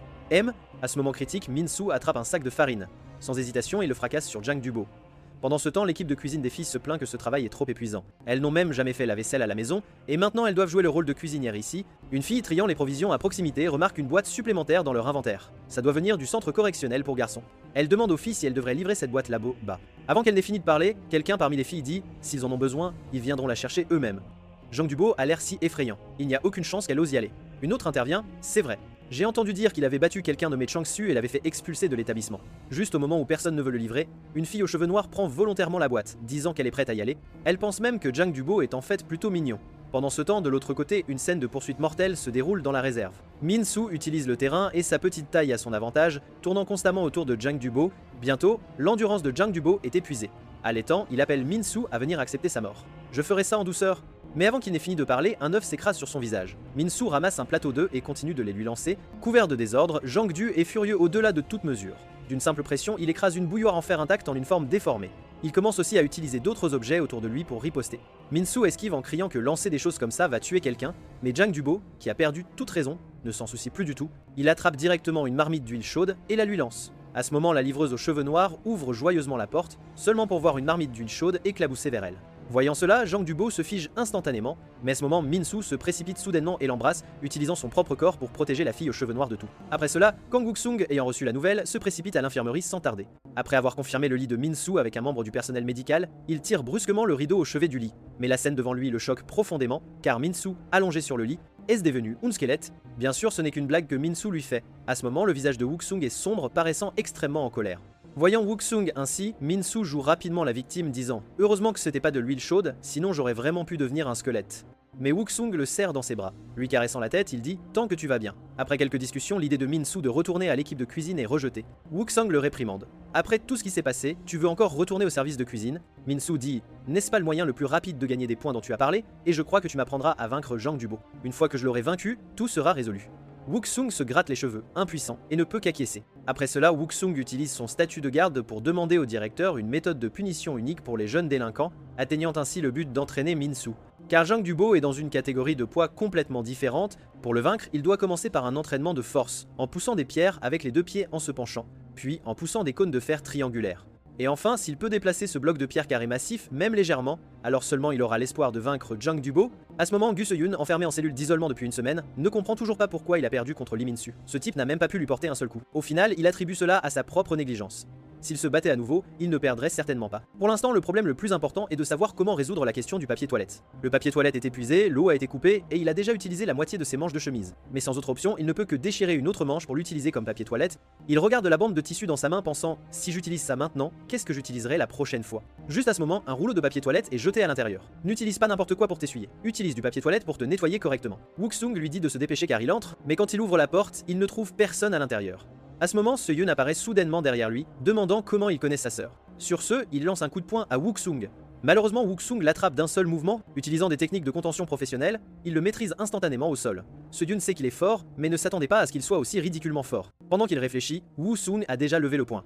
Se-yoon ferme les yeux, se préparant à recevoir une raclée, mais à sa surprise, Woo-sung ne le frappe pas. Au lieu de cela, avec un sourire aux lèvres, il sort son téléphone et compose le numéro de Gusmin. Puisque tu es si curieux, pourquoi ne demandes-tu pas directement à ta sœur? Ayant l'appel de sa sœur connectée, Se-yoon n'arrive toujours pas à y croire. Il demande prudemment qui sait comment ils ont le téléphone de Se-min, ou si Se-min est sorti du centre correctionnel. Se-min ne répond pas directement. Au lieu de cela, elle dit à Wook-sung de se couvrir les oreilles d'abord. Elle a des choses à dire à son frère. Après que Wook-sung se soit couvert les oreilles, Se-min à l'autre bout passe instantanément en mode DS. Elle déchaîne un torrent de réprimandes furieuses contre Se-yeon. Bien qu'elle ait déjà déchiré le cœur de Se-yeon en lambeaux avec ses mots, la voix à l'autre bout continue de se faire entendre, finalement incapable d'en supporter davantage, Se-yeon raccroche le téléphone en tremblant. N'entendant plus de son pendant un moment, Wook-sung baisse les mains et demande à Se-yeon comment il s'est retrouvé dans un état si terrible. Se-yeon a l'air complètement abattu. Rien, je suis juste fatigué. Puis il demande, tu dois travailler avec Se-min, n'est-ce pas? Tu es le frère de Min-Su. C'est toi qui as appris à Min-Su à se battre, n'est-ce pas? Wook-sung confirme, c'est exact. Yate, il a un problème? En entendant la réponse affirmative, le visage de Se-yoon se remplit d'attente, il dit qu'il l'écoutera et demande à Wook-sung de lui apprendre aussi à se battre. Un mois plus tard, les membres de l'équipe de cuisine sont frustrés dans la réserve. Depuis que Zhang Dubo s'est battu avec Lee Min-su, il est comme un zombie. Cela a conduit l'équipe de cuisine à être constamment punie pour la nourriture brûlée. Si cela continue, ils seront bientôt expulsés de l'équipe de cuisine. Mais juste à ce moment-là, Lee Min-su ouvre soudainement la porte d'un coup de pied et entre. En le voyant, les veines sur le front de Zhang Dubo gonflent instantanément. En un instant, il sort de son état dépressif. Lee Min-su, tout est de ta faute, je vais te tuer. Mais alors qu'il s'approche, ses pas s'arrêtent. Parce que Min-su lui demande s'il veut savoir pourquoi les filles ne l'aiment pas. Zhang Dubo, voulant comprendre, demande « Pourquoi ?» Mais Min-su dit provocateur « C'est parce que tu es affreusement laid ». Au moment où ces mots tombent, Zhang Dubo, qui venait de se calmer, s'enflamme instantanément. Les membres de l'équipe de cuisine, témoins de cette scène terrifiante, sont stupéfaits. Tous se demandent si Min-su est devenu fou, osant provoquer Zhang Dubo de la sorte. On va vraiment voir un cadavre aujourd'hui. Face à Zhang Dubo enragé, Min-su continue de le provoquer verbalement. Comme la dernière fois, il tourne en rond autour de lui, épuisant son endurance. Bientôt, le stupide Zhang Dubo a la majeure partie de sa force épuisée. Sachant que cela ne fonctionnera pas, il monte directement sur la table. Il saute et balance son poing sur Min-su, mais une fois de plus, Min-su esquive avec agilité et laisse son poing traverser un poteau en fer à nouveau, piégeant ainsi le point droit explosif de Zhang Dubo dans le poteau en fer. En même temps, il se laisse délibérément prendre un coup de poing de sa main gauche. Le but est de faire baisser la garde à Zhang Dubo, lui faisant croire qu'il est toujours cette mauviette qu'il peut intimider. Puis Min-su saisit l'opportunité et serre fermement le bras gauche de Zhang Dubo avec ses deux mains. J'agis avec réflexion, espèce d'idiot, tu es tombé dans mon piège. Sur ce, Min-su exerce soudainement de la force avec ses jambes. Utilisant un seul bras, il pousse l'articulation du bras gauche de Zhang Dubo jusqu'à sa tête. Espèce d'imbécile sans cervelle, prépare-toi à accepter ta punition. Pendant ce temps, le directeur est assis à la cafétéria attendant son repas. Wook-sung, habillé en serveur, porte un plateau. Monsieur le directeur, comme aujourd'hui est un jour spécial, je suis responsable de votre repas. C'est un plat cuit à la vapeur à base de cabillaud d'Alaska. Voyant cela, le directeur est extatique. Il ne s'attendait jamais à manger un plat aussi rare ici. Ensuite, Wuxung lui prépare également une boisson spéciale. Le directeur la goûte simplement comme s'il buvait un grand vin. Bien sûr, la partie la plus excitante est cette bataille spéciale devant lui.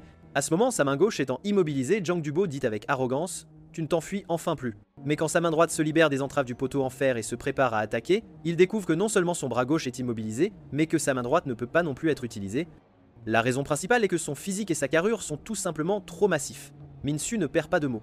Il lui assène des coups de poing au visage l'un après l'autre. Recevant les coups, Zhang Dubo demande avec confusion où il a appris ses techniques de grappling « Mais penses-tu pouvoir me vaincre avec juste ça ?» Zhang Dubo essaie d'utiliser la force brute pour repousser Min-Su, mais la posture spéciale de Min-Su l'empêche de le faire bouger d'un pouce. Au lieu de cela, il continue de recevoir des coups de poing au visage. Il y a un mois, Wuxung l'avait déjà aidé à analyser la stratégie et les techniques pour vaincre Zhang Dubo. Lors du combat précédent, les catégories de poids de Min-Su et Seon ne différaient que d'un niveau.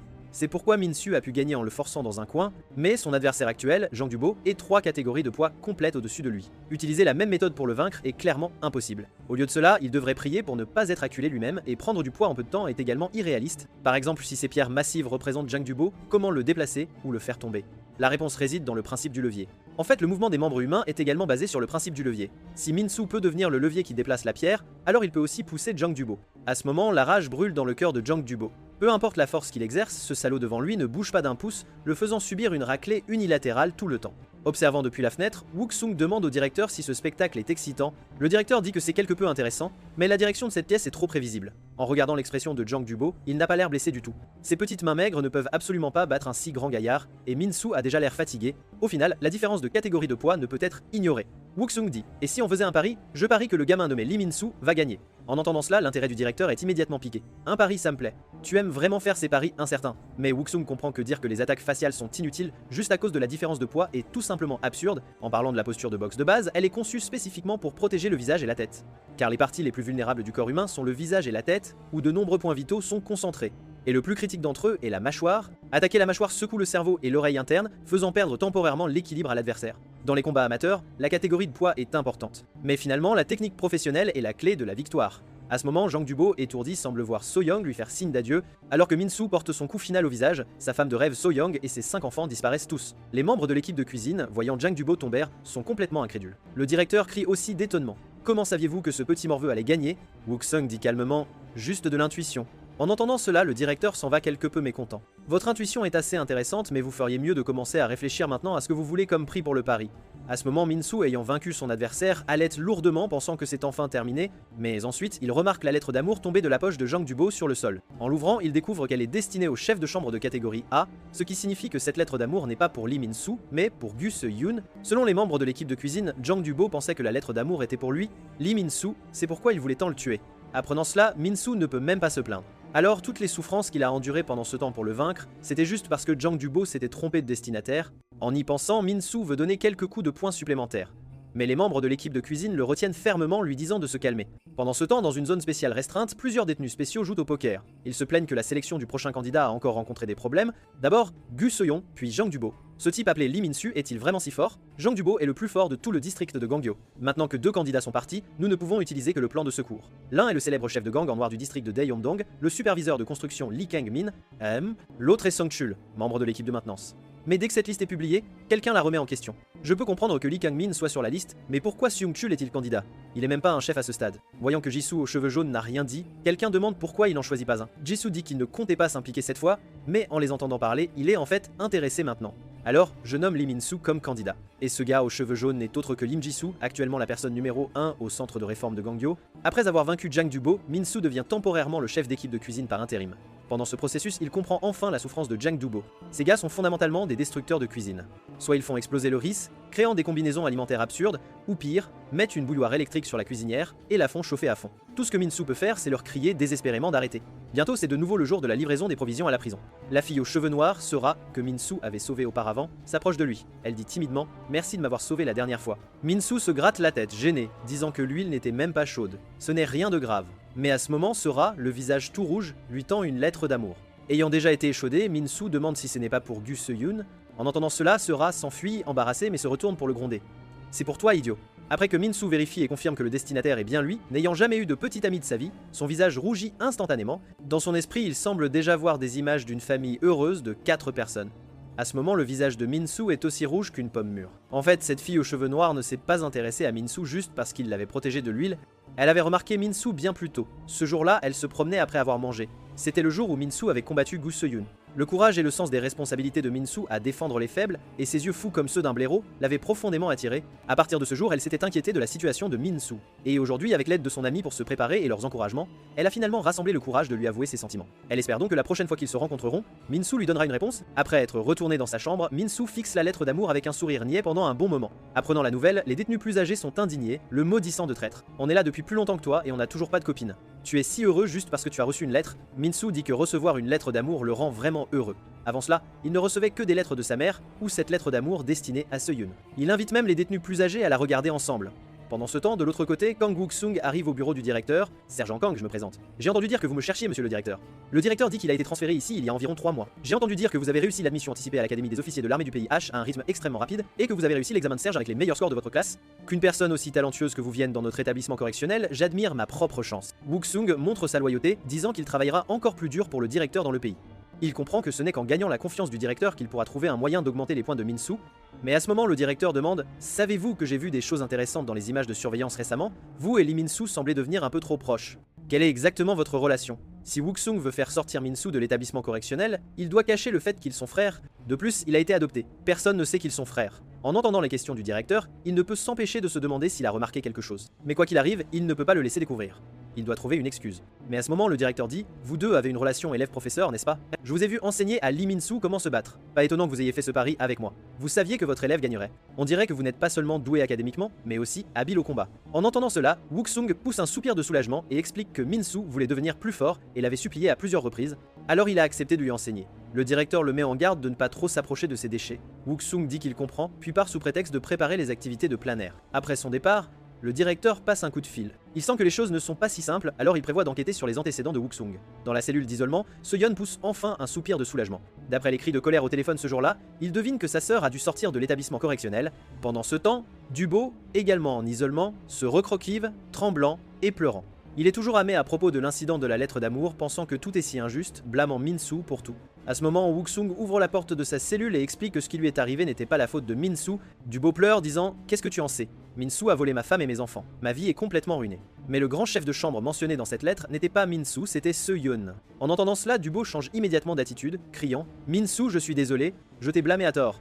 Se-yeon, espèce de bâtard, tu es mort. » Wook-sung lui dit de se calmer et sort une photo de son téléphone, disant qu'il est trop tôt pour tirer des conclusions. Après avoir vu la photo, Dubo dit avec ressentiment « N'est-ce pas la déesse de la cuisine Gu Se-min? Mais pourquoi est-elle debout et postée elle avec ce bâtard de Se-yeon? » Il se décide à nouveau. Il doit tuer ce bâtard de Se-yeon pour avoir essayé de voler même sa déesse. Mais quand Wook-sung lui dit qu'ils sont frères et sœurs, ses yeux deviennent instantanément vides. Alors ça veut dire que Se-yeon est mon beau-frère? Dès qu'il a fini de parler, Se-yeon, qui a entendu le vacarme de la pièce d'en face, lui rugit dessus. « Tais-toi, espèce de porc, qui est ton beau-frère ?» Les deux se disputent alors férocement depuis leurs pièces opposées, un côté disant à Se-yeon de penser à son neveu et sa nièce, l'autre côté répliquant intensément. Voyant cela, Wook-sung se détend enfin. La situation est en grande partie gérée. Maintenant, Min-soo n'a plus qu'à continuer à accumuler des points. En dehors de cela, il y a autre chose qu'il doit enquêter. C'est de découvrir les secrets que le directeur cache dans cet établissement correctionnel. Et ce bloc de détention spéciale est actuellement sa piste principale. Même en tant que garde, il ne peut pas entrer dans cette zone restreinte. Wook-sung soupçonne que quelque chose doit être caché ici. Effectivement, avant qu'il ne puisse réfléchir plus longtemps, plusieurs gardes sortent un jeune détenu, et il remarque aussi un homme à l'intérieur portant un uniforme de prison rouge. Pendant ce temps, Min-soo se lave dans la salle de bain. Il regarde le pain de savon dans sa main, perplexe. Cette chose est encore plus petite qu'avant. Comment était-il censé se laver avec ça? Mais à ce moment, quelqu'un derrière lui tend une bouteille de shampoing. Min-soo la prend, confus. Comment peut-il y avoir quelque chose comme ça en prison? Alors il demande à Lim Ji-soo, qui se lave à proximité, comment il a quelque chose comme du shampoing. De plus, non seulement son uniforme de prison est rouge, mais il n'y a pas non plus de marque de grade sur sa poitrine. Ji-soo se présente tout en prononçant immédiatement le nom de Min-soo. Min-soo demande, un peu perplexe, « Comment me connais-tu » Mais à ce moment, Ji-soo se penche soudainement en avant. Min-soo pense qu'il est sur le point d'attaquer. La seconde suivante, Ji-soo tapote juste de la tête de Min-soo. Plus petit que je ne l'imaginais. « Comment as-tu gagné 2 combats » Min-soo dit, « Pour le fait que tu me prêtes du shampoing, je vais laisser passer ça. » Mais ensuite, le blond Ji-soo dit quelque chose de déroutant. « Cette fois, je suis venu te trouver. Mais la prochaine fois, ce sera toi qui viendras me trouver. Bien que ce ne soit pas facile, je t'attendrai. » Après avoir dit cela, Ji-soo part nonchalamment, laissant Min-soo avec une expression complètement confuse. Pendant ce temps, les deux dans les cellules d'isolement arrêtent de se disputer. Il n'y a aucune chance que tu aies pu perdre contre Min-soo. Pourquoi l'as-tu laissé gagner? Dubo lui demande en retour pourquoi il a perdu contre Min-soo alors. Se-yoon explique qu'il a été négligent et que ce gamin est venu complètement préparé avec une stratégie. Dubo dit que la même chose lui est arrivée. Il avait prévu de jouer un peu avec Min-soo mais a ensuite réalisé qu'il était tombé complètement dans son piège. Se-yoon dit qu'après ces deux combats, ils ont dû remarquer Min-soo, n'est-ce pas? Dubo confirme qu'ils l'ont remarqué. Ils ont même fait en sorte que l'équipe de cuisine essaie de le monter contre Min-soo. Il pourrait envisager de nommer Min-soo comme candidat, mais la réponse de Se-yoon le choque, ne me fait pas rire. Je prouverai que je suis le candidat, atteins le sommet, et je leur rendrai l'appareil au centuple pour m'avoir humilié. 15 jours plus tard, Min-soo est devenu proche des membres de l'équipe de cuisine. Mais juste au moment où il s'apprête à manger ses nouilles, les membres de l'équipe de cuisine devant lui fixent derrière lui avec des expressions choquées. Min-soo se demande pourquoi il ne mange pas.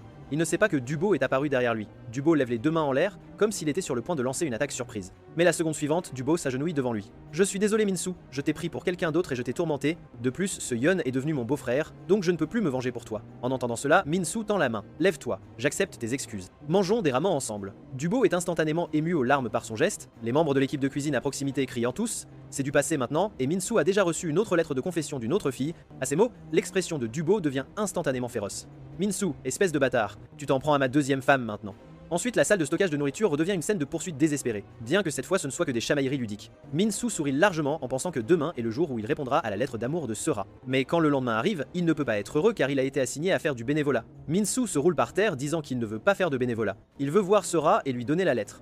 Les détenus plus âgés le réconfortent, disant que c'est le seul moyen de gagner beaucoup de points. À ce moment, un autre groupe de jeunes détenus arrive pour le bénévolat. Ils se moquent, vous voulez être mes subordonnés, je peux vous trouver des emplois dans un restaurant de poulet frit ou quelque chose. Tous les membres de la chambre répondent collectivement. De quelle absurdité parlez-vous? L'un d'eux, un gros gars, voit Min-soo oser manquer de respect à son chef. Il s'avance immédiatement, attrapant le col de Min-soo.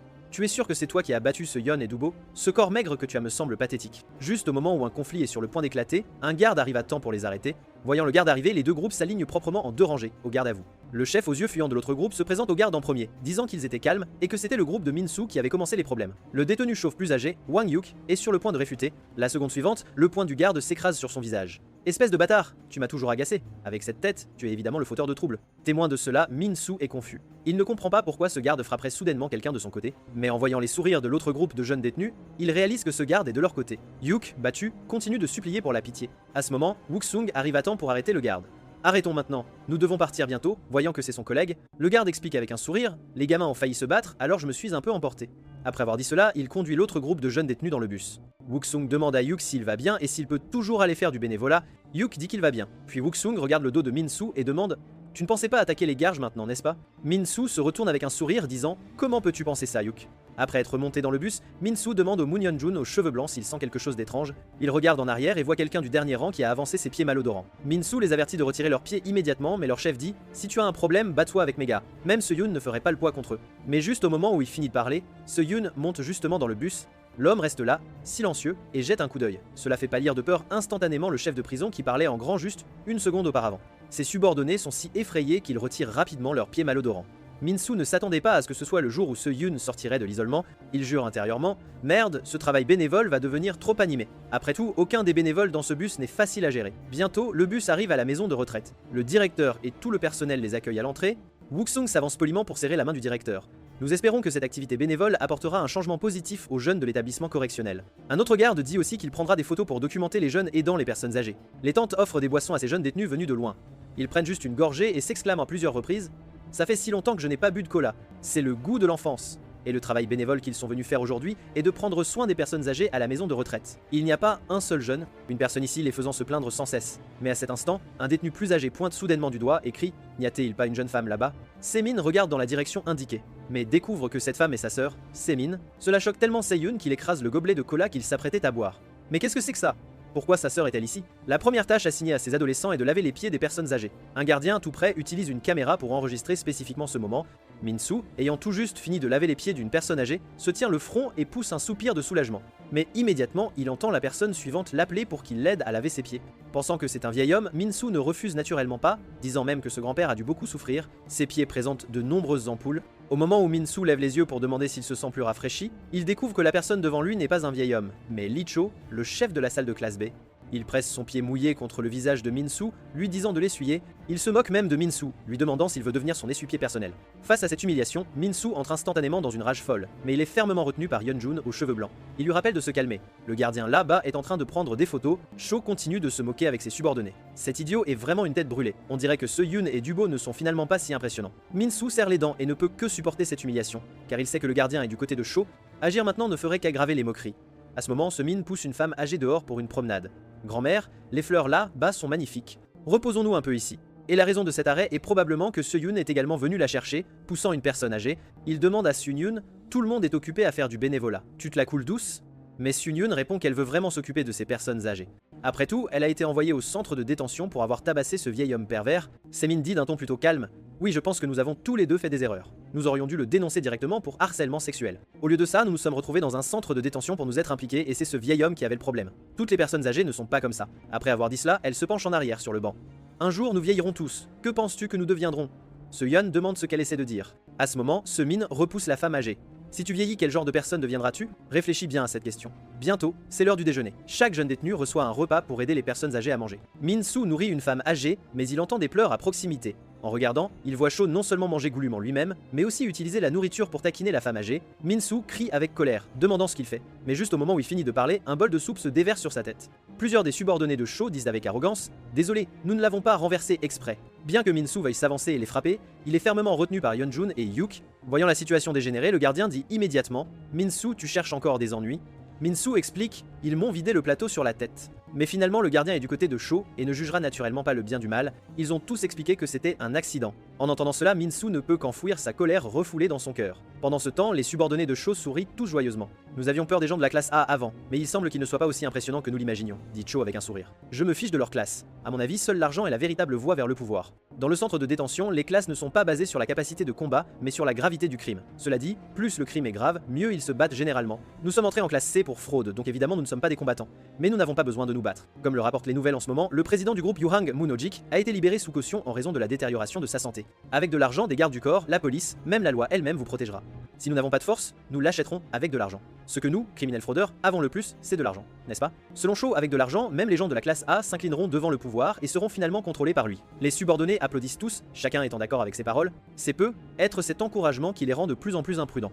Ils étaient initialement chargés d'aider les personnes âgées à se laver, mais ils fument dans la salle de bain à la place, ignorant complètement la personne âgée ébouillantée par l'eau chaude. À ce moment, Yuk, ayant fini de nettoyer les toilettes, se prépare à aller nettoyer les bains. Quand il ouvre la porte, il tombe sur cette scène. L'expression de Yuk est pleine de choc. Il lâche immédiatement sa serpillière et se tient devant le vieil homme. Un subordonné de Cho le maudit, « Tu nous as fait peur, on a cru que tu étais la sécurité ». Yuk dit qu'ils sont allés trop loin, et si grand-père faisait une crise cardiaque. Mais juste au moment où il finit de parler, un poing s'écrase sur son visage. En entendant cela, le gros frappe le premier. « Qui es-tu pour me dire ce que je dois faire ?» Les deux autres subordonnés rient et l'encouragent sur le côté. Battu, Yuk ne perd pas de temps et riposte immédiatement. « Allez, bande de salauds !»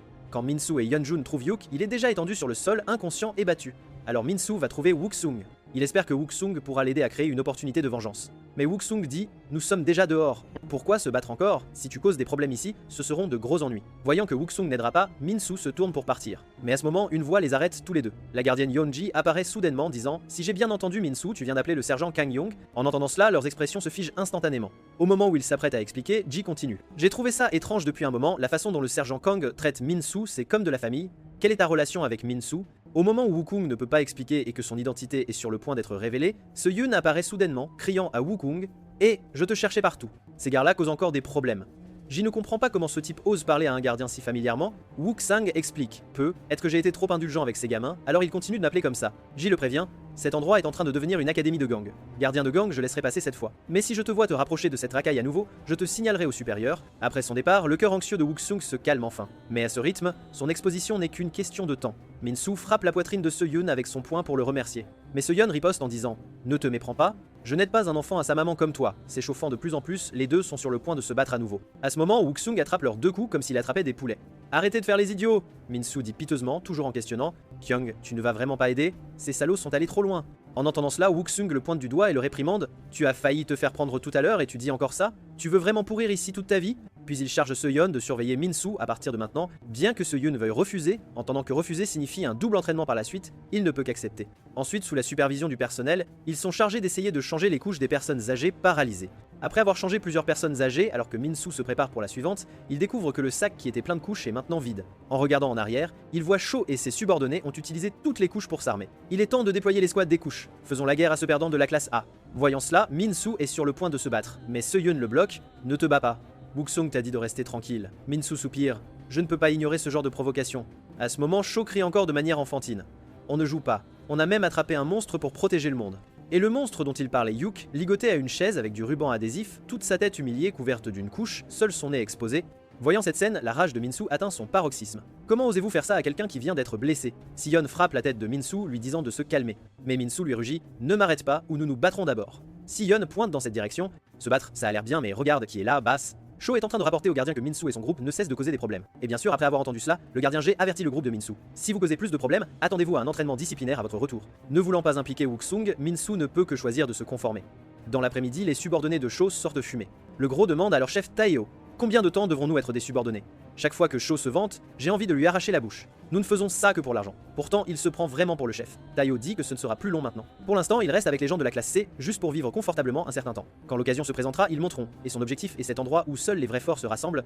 La zone avec les uniformes de prison rouge et de nombreux privilèges, la rumeur dit qu'il sélectionne le prochain candidat. Et en ce moment, il y a justement l'un des candidats les plus en vue, Seoyeon. Le subordonné demande, confus. Seoyeon n'a-t-il pas perdu contre Min-soo? Taeo dit, ce n'est peut être qu'une rumeur. Rien qu'à regarder Min-soo, c'est évidemment un faible complet. Son objectif est de battre sévèrement Seoyeon et de leur prouver sa valeur. Min-soo a bien réfléchi maintenant, c'est le moment d'endurer.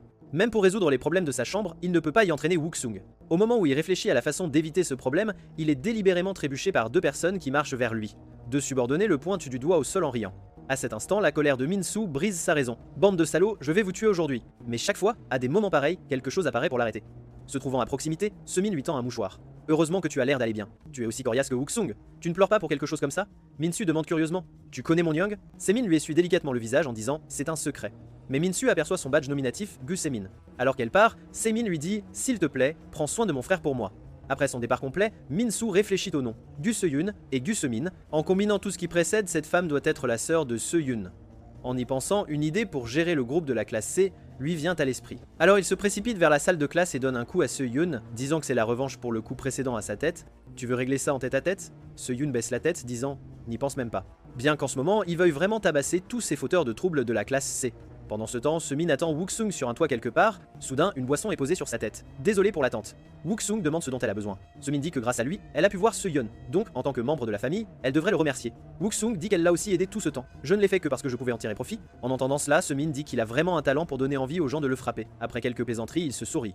Puis Wook-sung lui demande si elle a entendu parler des uniformes de prison rouge. Mais, d'après l'expression de Semin, elle ne sait clairement pas. Les autres gardiens l'évitent ou refusent d'en parler. N'y a-t-il aucun moyen d'obtenir des informations utiles? En parlant de ça, Wook-sung dit qu'il doit y retourner.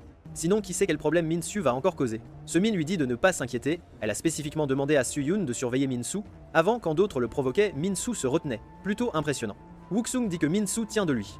Donc il est définitivement impressionnant. Même quand il n'écoute pas, il sait quoi faire et peut bien le faire. En entendant cela, Semin dit aussi qu'elle a demandé à Seoyeon de surveiller Min-soo, parce que Seoyeon est fiable. Après tout, mon frère est à la fois digne de confiance et viril. Mais alors qu'ils se vengent chacun de leurs frères, ils ignorent que Seoyeon et Min-soo se battent intensément en ce moment. En apprenant la nouvelle, tous les subordonnés de Cho viennent regarder. Min-soo dit confus. Ils ont intimidé les gens de notre chambre et ont fait de terribles farces aux personnes âgées ici. Seoyeon n'est-il pas en colère à cause de tout ça? Seoyeon dit qu'est-ce que ça a à voir avec moi? Arrête de parler et battons-nous. Mais à ce moment, Min-soo continue. On dirait que leur prochaine cible est probablement la bénévole Semin. N'est-elle pas ta sœur? Rien que de penser à l'horreur de leur farce m'inquiète. Et c'est la méthode que Min-soo a trouvée après avoir rencontré Semin. Voyant les deux ne pas se battre, les subordonnés de Cho les incitent depuis le côté, demandant s'ils ne savent que parler. Un subordonné s'approche même de son visage pour se moquer. Tu n'as pas peur de Min-soo, n'est-ce pas? Juste au moment où il finit de parler, sa tête reçoit un coup violent. Je pense que ce qu'il a dit n'est pas sans raison. Les subordonnés de Cho crient avec colère, demandant pourquoi Seoyeon a soudainement attaqué leur gare. Bien que ma sœur soit belle, je ne suis pas du tout inquiet. Mais maintenant, plus j'y pense, plus je suis en colère. Je vais vous faire payer pour avoir embêté les gens de notre chambre. Pendant ce temps, le gardien J allume humblement une cigarette pour Cho dans la salle de stockage. Pour permettre à Cho de participer à cette activité extérieure, J a même falsifié des documents pour à peine lui obtenir cette opportunité. Cho dit calmement qu'il est satisfait et promet de lui préparer plus d'avantages cette fois-ci. Recevant l'argent, J dit humblement: vous me donnez toujours de l'argent de poche. C'est moi qui devrais vous remercier. Se sentant satisfait, Cho continue, disant que s'il prend le contrôle d'une zone et recrute des équipes de construction, il donnera plus d'avantages à J. Et il dit à J de trouver un moyen de contacter les gens du bloc de détention spécial. J'irai les voir personnellement bientôt. Mais en entendant cela, le visage de Ji se remplit de terreur, disant « C'est quelque chose que le directeur gère personnellement. Si nous nous impliquons et que quelque chose tourne mal, nous sommes morts, c'est sûr. » À ce moment, un subordonné fait soudainement irruption par la porte en criant « Ce type, Seo-Yun, est en train de frapper nos gens !» En entendant cela, Ji dit avec colère « Ne les avais-je pas déjà avertis de ne pas se battre ?» Mais Cho, à côté de lui, dit à Ji de ne pas intervenir encore. « Je veux juste donner une leçon à ces salauds. » N'est-ce pas, par Taeho, guidé par le subordonné, il se dirige vers le champ de bataille. Et cette scène est entièrement vue par Semin, caché au coin de la rue. De l'autre côté, Min-Soo applaudit joyeusement. Puisque Wook-Sung avait demandé à Seo-Yeon de le surveiller, il fera le contraire, utiliser le point sensible de Seo-Yeon pour éliminer les ennemis pour lui-même. C'est ce qu'on appelle combattre le feu par le feu. Les trois, battus et gonflés, réalisent qu'ils doivent faire équipe maintenant. Rien que de penser à sa sœur victime de farce remplit Seo-Yeon de rage. Mais cette fois, les trois se coordonnent, les deux de corpulence moyenne utilisent leur corps pour retenir Seo-Yeon, tandis que le gros, le plus létal, lance une attaque frontale. Min-Soo, observant sur le côté, choisit finalement d'intervenir. Je n'avais pas du tout l'intention de me battre, mais puisque tu l'as demandé si sincèrement. Seo-Yeon dit qu'il n'a rien dit, mais bientôt, sans s'en rendre compte, Seo-Yeon est poussé contre le mur. L'attaque du gros arrive instantanément devant lui, mais cette fois, le coup du mur ne fonctionnera pas. Il n'est plus le Seo-Yeon d'avant. Voyant cette scène, Min-Soo ne peut s'empêcher de penser « Ce salaud est devenu plus fort après s'être entraîné avec Wook-Sung, mais lui aussi, il n'est plus le faible qui pouvait être intimidé à volonté. » Seo-Yeon lui dit de ne pas lui bloquer le chemin, Min-Soo lui dit juste de ne pas le ralentir. Il se demande même à voix haute « C'est trop facile, tu as failli perdre contre ces gars-là ?» Seo-Yeon dit « Je n'ai pas failli perdre enfant à sa maman. » Min-Soo rétorque « Espèce de cinglé obsédé par ta sœur, comment oses-tu parler de moi ?» Seo-Yeon demande avec colère s'il veut se battre. À ce moment, ayant mis tout le monde à terre, ils commencent à se battre au corps à corps. Les deux ont clairement l'intention de continuer leur revanche. Mais à ce moment, Parteo arrive soudainement, d'un coup de pied il envoie Min-Soo voler. Taeho interroge Seo-Yeon. Tu étais un candidat, n'est-ce pas? Viens te battre contre moi en tête à tête. Min-Soo demande qui il est pour oser interférer. Mais Taeho, ayant encaissé ce coup de pied, agit comme si rien ne s'était passé et riposte en disant « Voyons si tu peux aussi l'encaisser ». Reprenant ses esprits, Min-Soo tremble alors qu'il s'apprête à se lever. Cho vient devant lui. Grand chef de la classe A, Min-Soo, je vais te faire une dernière offre. Laisse-moi contrôler toute ta zone. Une fois que j'aurai l'uniforme de prison rouge, je ne te maltraiterai certainement pas. En entendant cela, Min-Soo pense que l'uniforme de prison rouge doit être ce gars qui lui a prêté du shampoing, mais qu'est-ce que cela signifie réellement? Min-Soo lui dit de dégager, osant intimider les personnes âgées ici, les gens de notre chambre. Je ne laisserai pas passer ça. Juste au moment où il finit de parler, un sac noir lui couvre la tête. Prise au dépourvu, Min-Soo ne voit que l'obscurité devant ses yeux, puis Cho lui donne un coup de pied à la tête et dit « Écoute pendant que je parle encore gentiment. Mon but en voulant contrôler la classe A est de trouver un subordonné fort, quelqu'un d'aussi fort que Seo-Yeon. Bien sûr, à mon avis, Taeho est bien plus impressionnant que Seo-Yeon, bien que la classe de prison de Taeho ne soit que D, sa force pure est au niveau de la classe A. En le combattant, Seo-Yeon le ressent clairement. Bien que la puissance d'attaque de son adversaire soit à peu près la même que la sienne, son endurance est bien supérieure à la sienne. Taeho utilise son endurance pour encaisser délibérément les coups, puis contre-attaque. Si cela continue, Seo-Yeon perdra certainement. Il se souvient que Wook-Sung lui avait dit que sa technique de combat et sa portée étaient meilleures que celle de Min-Soo. Alors pourquoi a-t-il perdu? Parce que c'était son seul avantage. Si la portée est ta force, celle-là. Si ton adversaire a de la portée, de la puissance et de l'endurance, comment vas-tu te battre? Alors je vais t'enseigner un style de combat qui t'appartient à toi seul, un chemin pour devenir plus fort qui te transformera complètement. Voyant Seo-Yeon se lever, Taeho se moque, reste juste à terre. Toi et moi ne sommes même pas au même niveau, Seo-Yeon dit avec colère. Je vais te faire comprendre ce que signifie réellement une différence de niveau. Après avoir dit cela, il charge en avant d'un pas rapide. Taeho crie, c'est ça, montre-moi toute ta puissance. Ce n'est qu'alors que te vaincre aura un sens. Mais est-ce que bloquer est tout ce que tu vas me montrer? Ce serait un peu trop ennuyeux. Seo-Yeon comprend aussi qu'il ne peut pas se contenter de bloquer. Parce que quand Wook-Sung l'a entraîné, il a dit « Bloquer constamment ne fera que ralentir tes mouvements. Si tes bras tombent, ton adversaire saisira l'occasion de percer ta défense. Ce que tu dois faire, c'est observer les mouvements de ton adversaire tout en bloquant. Ne pense pas seulement à la façon de contre-attaquer. » À ce moment, Seo-Yeon peut commencer à capter les mouvements de son adversaire. Les épaules de Taeho sont levées haut, ce qui signifie qu'il y aura une attaque puissante, et plus il observe, plus tout devient clair. Le schéma de frappe de Taeho et sa vitesse de frappe, ainsi que son timing pour reculer, il a tout saisi. Le moment de contre-attaquer est arrivé. En encaissant un coup, Taeho se moque. C'est tout ce que tu as. Ensuite, la situation change complètement. Chacune de ces attaques est facilement esquivée par Seo-Yeon et chacune des contre-attaques de Seo-Yeon atterrit solidement sur lui. Seo-Yeon sait que si Taeho continue de frapper ainsi, il sera vite épuisé, comme lors de son combat contre Min-Soo. Quelle stupidité! Il comprend enfin pourquoi il a perdu contre Min-Soo et réalise à quel point Wook-Sung est terrifiant. Rien qu'en observant, il l'a rendu si fort. Bientôt, Seo-Yeon achève Taeho, mais aucune excitation sur son visage. Affronter un adversaire de ce niveau était déjà si difficile. Pour attraper Lim Jisoo, il a encore un long chemin à parcourir. Seo-Yeon se demande où est passé Min-Soo. Il découvre que Cho frappe Min-Soo sans relâche, un sac noir sur la tête. Cho interroge Min-Soo. On en est là et tu ne cèdes toujours pas. Ça fait mal, n'est-ce pas, espèce de salaud? Mais pour Min-Soo, Cho est bien trop faible. Il ne comprend pas comment les coups d'une personne peuvent être si impuissants. Min-Soo a déjà vécu cette situation, mais soudain, comme frappé par un bâton de supporter gonflable, il a eu un déclic. Il ne sait pas si c'est à cause de l'entraînement ou de ses deux combats précédents. De plus en plus arrogant, Cho continue de se moquer. Si ça fait mal, pleure. Appelle ta maman. Oh attends, tu n'as même pas de mère. À peine athée, il finit, ayant touché le point sensible de Min-Soo, que ce dernier décide d'arrêter de jouer avec lui. Tu as dépassé les bornes, espèce de salaud. D'un coup de pied à l'entrejambe, Min-Soo lui fait découvrir ce qu'est la vraie douleur, mais à ce moment, une voix demande ce qu'il fait. Ji pointe Min-Soo du doigt. Je ne t'avais pas prévenu de ne pas te battre. Min-Soo explique que ce n'est pas lui qui a commencé. Seo-Yeon se faisait tabasser, et il l'a juste aidé, mais Wook-Sung lui donne un coup de pied à la tête en disant « ça reste un combat ». Puis Wuxung demande à Seohyun d'expliquer quelle ruse Min-soo a utilisée cette fois. Seohyun répond « Sérieusement, ce n'est pas nous qui avons commencé. Ces salauds voulaient s'en prendre à ma sœur et harceler les grands-pères et grand-mères ici. » En entendant cela, l'expression de Woo-sung change instantanément. J'écris « Bande de gardes, vous voyez ça? Je vous avais dit de ne pas vous approcher de ces gens. C'est pour ça qu'ils sont si arrogants maintenant. Attendez un peu et préparez-vous à rédiger ce rapport disciplinaire. » Mais à ce moment se arrive soudainement « Garde Jon, je pense que ce que vous devriez préparer, c'est un procès, pas un rapport disciplinaire. » J'y demande, confus, qui elle est. En entendant cela, Semin sourit et sort son téléphone avec une vidéo. Le contenu montre ses transactions avec Cho dans le débarras. Le visage de Ji se couvre instantanément de sueur froide. Semin dit calmement « Vous avez accepté des pots de vin et falsifié des documents officiels. » À peine hâtée, elle finit que Ji se jette sur elle, essayant de s'emparer du téléphone. Mais Wuxung ne lui laissera pas cette chance. D'un seul mouvement, il le maîtrise complètement. Wuxung et Seimin échangent un sourire complice. Heureusement qu'elle a débloqué la situation à temps. Puis Wuxung compose immédiatement le numéro du commandant pour signaler. Au moment où l'appel se connecte, Ji explique aussitôt que ce n'est pas le seul à faire ça. Les gardes qui gèrent les détenus en uniforme rouge acceptent encore plus de pots de vin. En entendant uniforme rouge, Wook est instantanément choqué. Face à l'enquête au téléphone, il couvre Ji, disant qu'il ne faisait que signaler le calendrier de retour. Voyant qu'il n'avait pas été dénoncé, Ji le remercie précipitamment. « Sergent Kang, je n'oublierai pas cette faveur, » dit Wuxung. « Cette fois, je fermerai les yeux. Mais à condition que vous me parliez en détail des détenus en uniforme rouge. » Kang Wuxung est perplexe. Le but du centre correctionnel de réforme n'est-il pas de réformer les jeunes délinquants ? Jonji lui dit qu'il y a toujours des gens irrécupérables. S'il les relâche simplement dans la société, cela causera des problèmes politiques. Donc en clair, ces détenus en uniforme rouge existent pour empêcher les autres de partir facilement. Kang-wook ne comprend pas. Cela ne rendrait-il pas le système de points et le processus d'examen de réforme inutile? Jonji dit qu'il est encore trop naïf. Avez-vous déjà vu quelqu'un quitter cet établissement correctement? C'est le travail de ces détenus en uniforme rouge. Ils estropient les détenus qui ont accumulé suffisamment de points et sont sur le point d'être libérés. En clair, être libéré facilement est impossible. Lee Min-soo, revenu du bénévolat il y a une semaine, n'est plus qu'à 50 points d'être éligible à la libération. Les gardes ici restent aussi brutaux que jamais. Les bagarres entre les jeunes continuent d'éclater constamment. Être parce qu'ils ont reçu une leçon de Min-soo et Yeon-jun, les jeunes de la salle C ne leur causent plus de problème. La seule chose qui angoisse Lee Min-soo maintenant, c'est qu'il doit répondre à la confession de Sera le prochain jour de ravitaillement. À l'origine, Kang Wook-sung avait amené Lee Min-soo ici pour nettoyer l'entrepôt. Mais de manière inattendue, c'est déjà propre et Gu Se-yoon s'entraîne aussi sans arrêt ici. Lee Min-soo est confus. Cet endroit n'a-t-il pas déjà été nettoyé? Pourquoi l'amener ici? Mais avant qu'il ne puisse finir de parler, Kang Woo-sung lui passe les menottes. Bien que Lee Min-soo soit perplexe, Kang Woo-sung lui dit de rester immobile. Puis il sort une balle d'une boîte remplie de balles de tennis et dit qu'il a trouvé un moyen d'entraîner Lee Min-soo. Désormais, les mains de Lee Min-soo seront entravées. Ensuite, il lui suffira d'esquiver les balles que Kang Wook-sung lui lancera. De plus, chaque balle lancée sur Lee Min-soo sera plus rapide que la précédente. Lee Min-soo parvient à esquiver la première par chance, mais la vitesse de la deuxième balle le frappe comme un signal d'alarme. C'est ce qui manque actuellement à Lee Min-soo. Des réactions instinctives face aux imprévus et aux dangers. Lee Min-soo est confus quant à ce que Kang Wook-sung entend par instinct. Il a vaincu Gu Se-yeon et Jang Du-bo. Cela ne signifie-t-il pas qu'il n'a pas besoin d'entraînement? Kang Wook-sung l'interroge. As-tu gagné ces combats loyalement?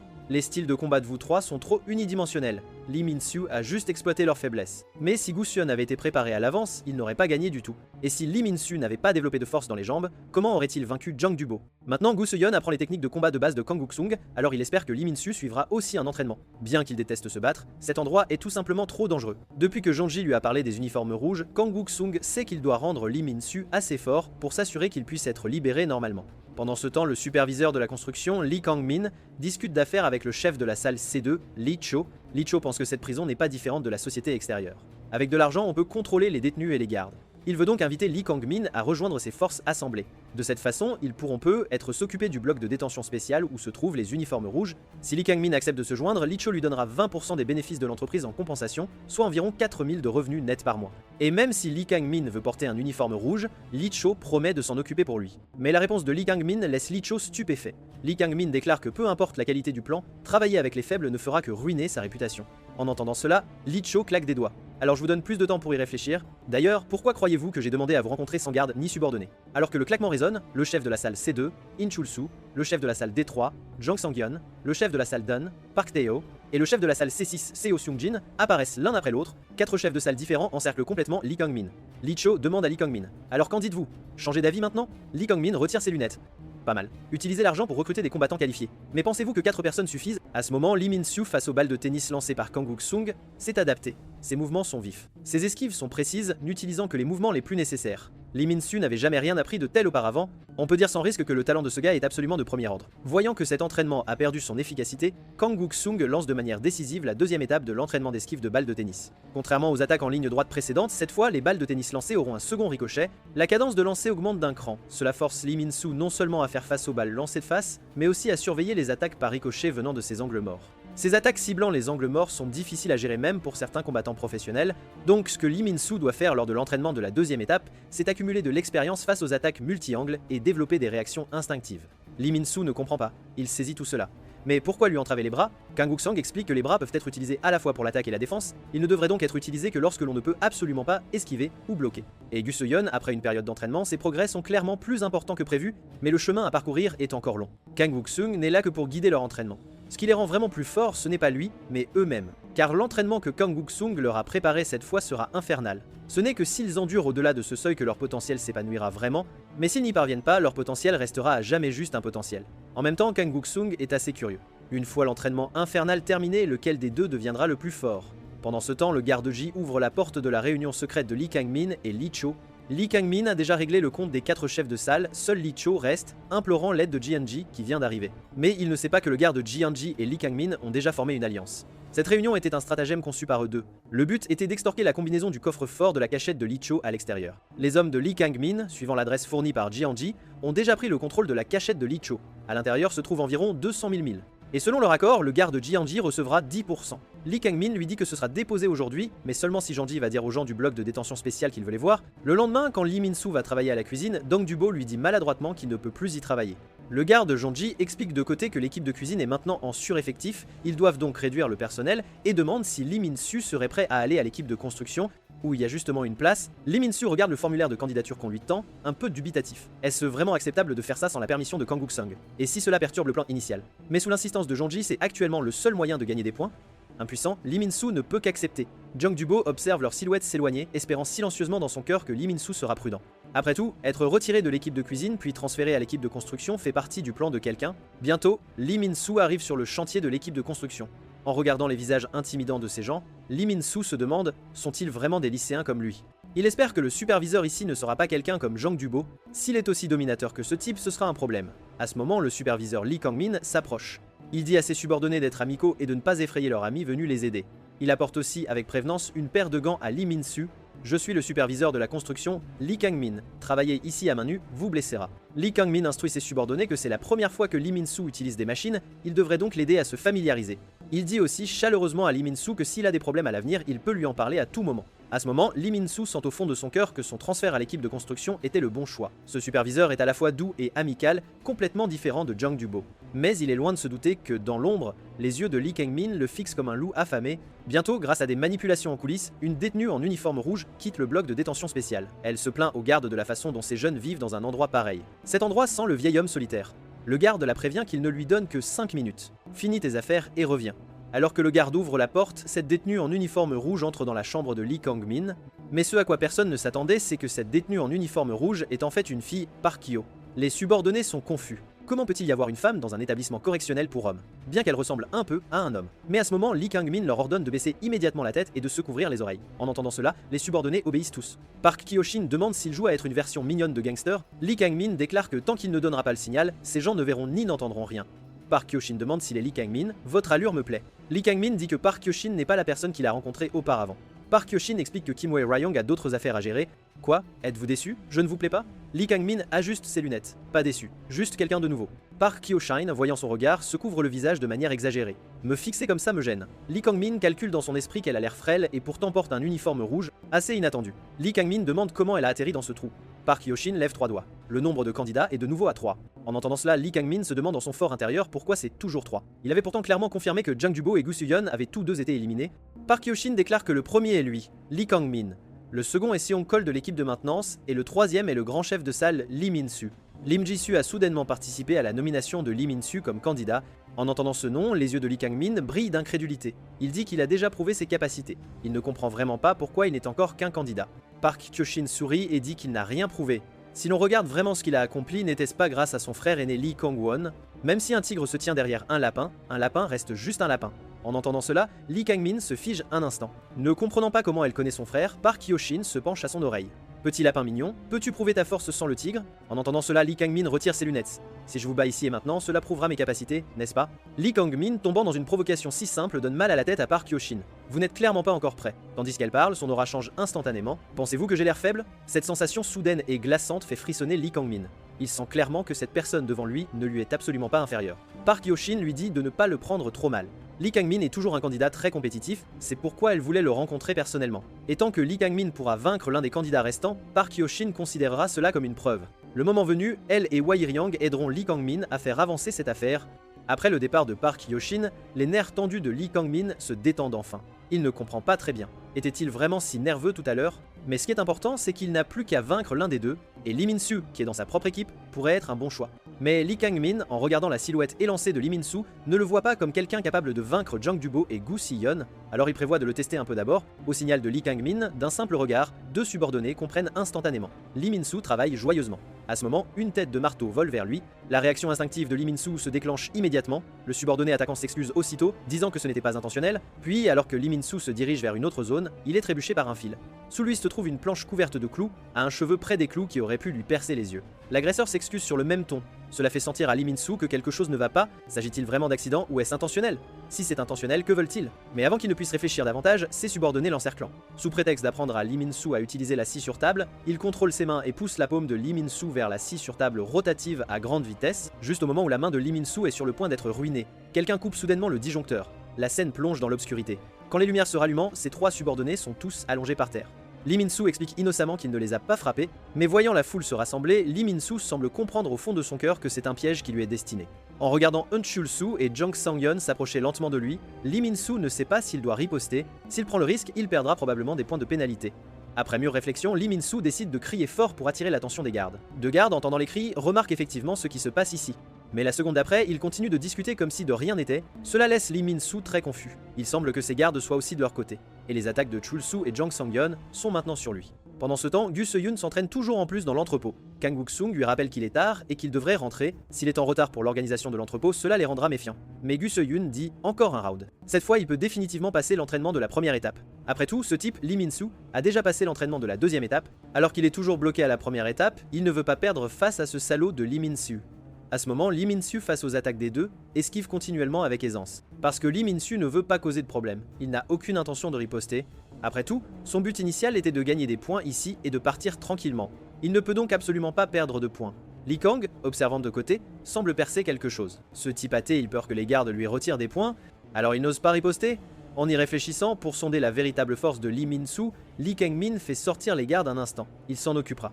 Voyant les gardes partir, Lee Min-soo ne compte plus cacher ses capacités. Longtemps réprimé, il avait envie de riposter.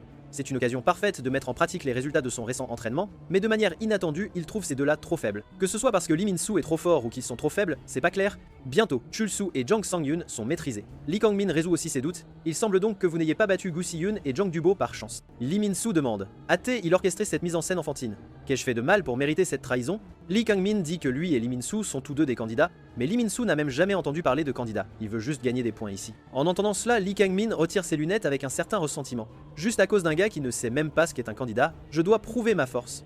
J'avais d'abord prévu de laisser mes subordonnés gérer ça, mais maintenant on me compare à un ignorant. Ça me met vraiment hors de moi. Alors j'ai changé d'avis. Je vais m'occuper de toi personnellement. Lee Min-soo dit, si tu veux te battre, dis. Le pourquoi faire tout ce cinéma et gaspiller ton énergie? Là-dessus, Lee Min-soo lève ses deux majeurs. Viens sale bâtard. Une guerre entre les deux candidats est sur le point d'éclater. Un subordonné demande au détenu Cheng Hee, Lee Min-soo n'est-il pas son colocataire? Ce n'est qu'après avoir engagé le combat que Lee Min-soo réalise à quel point son adversaire est terrifiant. La vitesse de frappe de Lee Kang-min est d'un tout autre niveau que celle des deux précédents.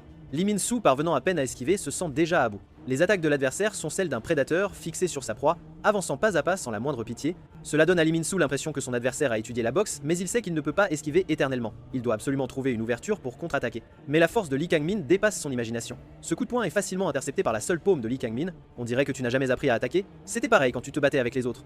Gu Se-yoon et Jang Du-bo n'étaient pas si impressionnants non plus, apparemment. Les attaques de Lee Kang-min sont rapides et féroces, accablant continuellement Lee Min-soo.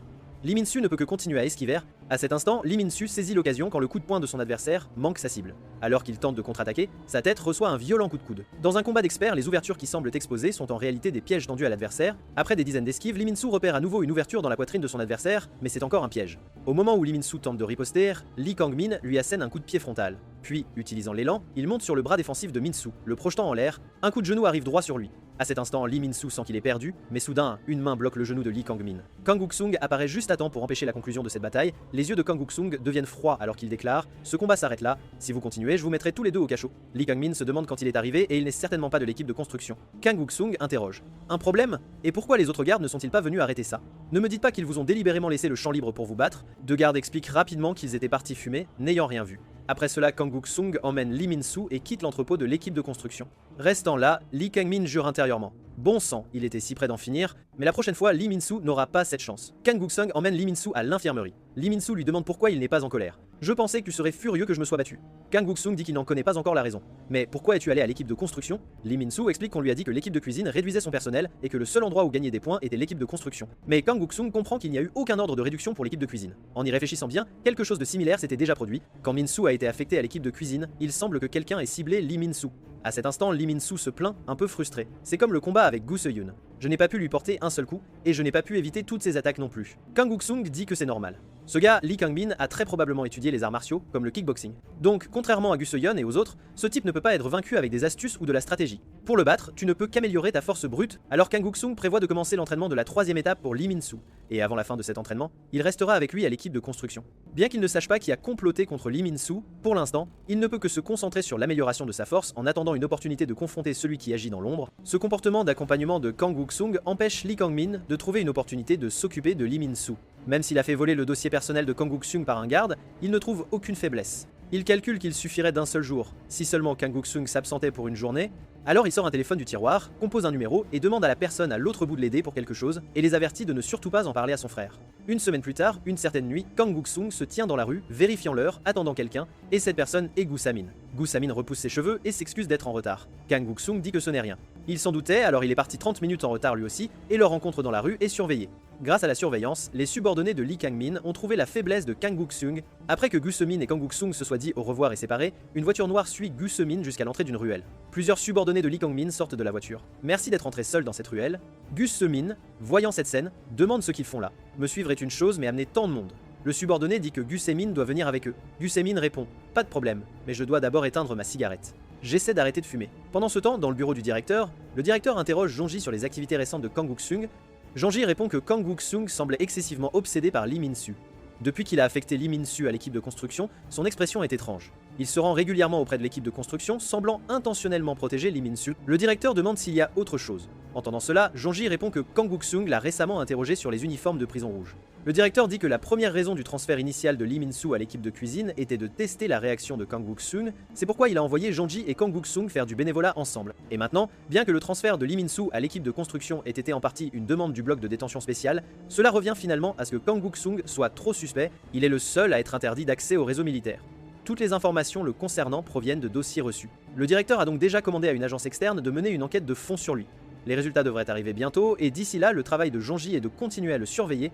Jong-ji demande curieusement « C'est normal pour nous de surveiller Kang Guk-sung, mais pourquoi vous et les gens du bloc de détention spécial êtes-vous si intéressés par Lee Min-soo ?» Entendant cela, le directeur dit calmement « Parce qu'il ressemble à quelqu'un. » À cet instant, Lee Min-soo se lave dans la salle de bain, ignorant qu'un piège encore plus grand approche silencieusement. Cela fait 2 semaines qu'il a combattu Lee Kang-min. Bien qu'il s'entraîne constamment, il n'est pas confiant de pouvoir le vaincre. Après tout, Lee Kang-min est le genre de personne qui ne peut être vaincu qu'avec de la force pure. Et pour cela, Lee Min-soo doit au moins passer l'entraînement de la 3e étape. À cet instant, Whitehair entend quelqu'un lui demander de lancer le savon, mais sa main glisse, projetant accidentellement le savon vers Wang Yuk, sans surveillance. Juste au moment où le savon est sur le point de frapper le dos de Wang Yuk, Lee Min-soo, comme s'il sentait un danger, l'intercepte directement. Lee Min-soo dit à Moon Yeon-jun d'être plus prudent et de ne pas le laisser tomber à nouveau, mais le visage de Whitehair est plein d'incrédulité. Il ne comprend pas comment Lee Min-soo a fait ça sans même regarder. Et le corps de Lee Min-soo est également devenu de plus en plus musclé. Après s'être lavé, quelqu'un demande à Lee Min-soo pourquoi le garde Kang n'est pas venu aujourd'hui. Lee Min-soo dit qu'il a demandé à un autre officier. Ils ont dit qu'il avait soudainement pris un congé et lui ont dit d'aller organiser la salle de stockage aujourd'hui. À cet instant, le détenu senior Chang Hee s'approche de Lee Min-soo. Il espère qu'ils pourront parler seuls un instant. Lee Min-soo dit « Tu n'es pas dans l'équipe de construction aussi? On dirait que c'est toi qui as coupé le disjoncteur et m'a sauvé la dernière fois. » Chang Hee dit qu'il ne comprend toujours pas à quel point Lee Kang-min est terrifiant. Là-dessus, il baisse son pantalon devant Lee Min-soo. Au début, Lee Min-soo est alarmé, ne comprenant pas ce qu'il veut dire. Ce n'est qu'après avoir vu la cicatrice sur la cuisse de Chang Hee qu'il comprend progressivement la situation. Chang Hee dit qu'il était autrefois l'ami et le subordonné de Lee Kang-min. Lee Kang-min était le chef de gang qui régnait sur le district de Dayondong. Il travaillait sous ses ordres, il ne l'a défié qu'une seule fois et a fini comme ça. Chang Hee dit que si Lee Kang-min était juste bon au combat, il n'essaierait pas de l'arrêter. Mais Lee Kang-min est vraiment cruel, quiconque le défie subit de graves représailles. Alors Chang Hee espère que Lee Min-soo n'ira plus à l'équipe de construction, car il pourrait vraiment finir estropié et être envoyé hors de l'établissement. Lee Min-soo dit que si le garde Kang n'est pas là, il n'ira pas. Sous les assurances répétées de Lee Min-soo, Chang Hee le croit provisoirement. Mais bien qu'il dise cela, Lee Min-soo pense que si son plan et celui de Kang Guk-sung l'exigent, il pourrait devoir se battre à nouveau. Pendant ce temps, Lee Kang-min appelle ses subordonnés pour vérifier la situation, leur demandant de notifier Kang Guk-sung immédiatement une fois qu'ils auront amené la personne à la cachette. Ensuite, assurez-vous simplement qu'il ne puisse pas se rendre à l'établissement aujourd'hui. Les subordonnés demandent ce qu'il faut faire de la fille après. Lee Kang-min dit « Ce que vous voulez ». Entendant cela, les subordonnés sont fous de joie. On dirait qu'il y a une fête ce soir. Ligoté sur la banquette arrière, l'expression de Gu Se-min montre un certain choc. Ce n'est pas tout à fait ce à quoi elle s'attendait. D'après cet appel téléphonique, il y a des subordonnés de quelqu'un nommé Lee Kang-min à l'intérieur de l'établissement. Le but de la ligotée est de retarder Kang Guk-sung.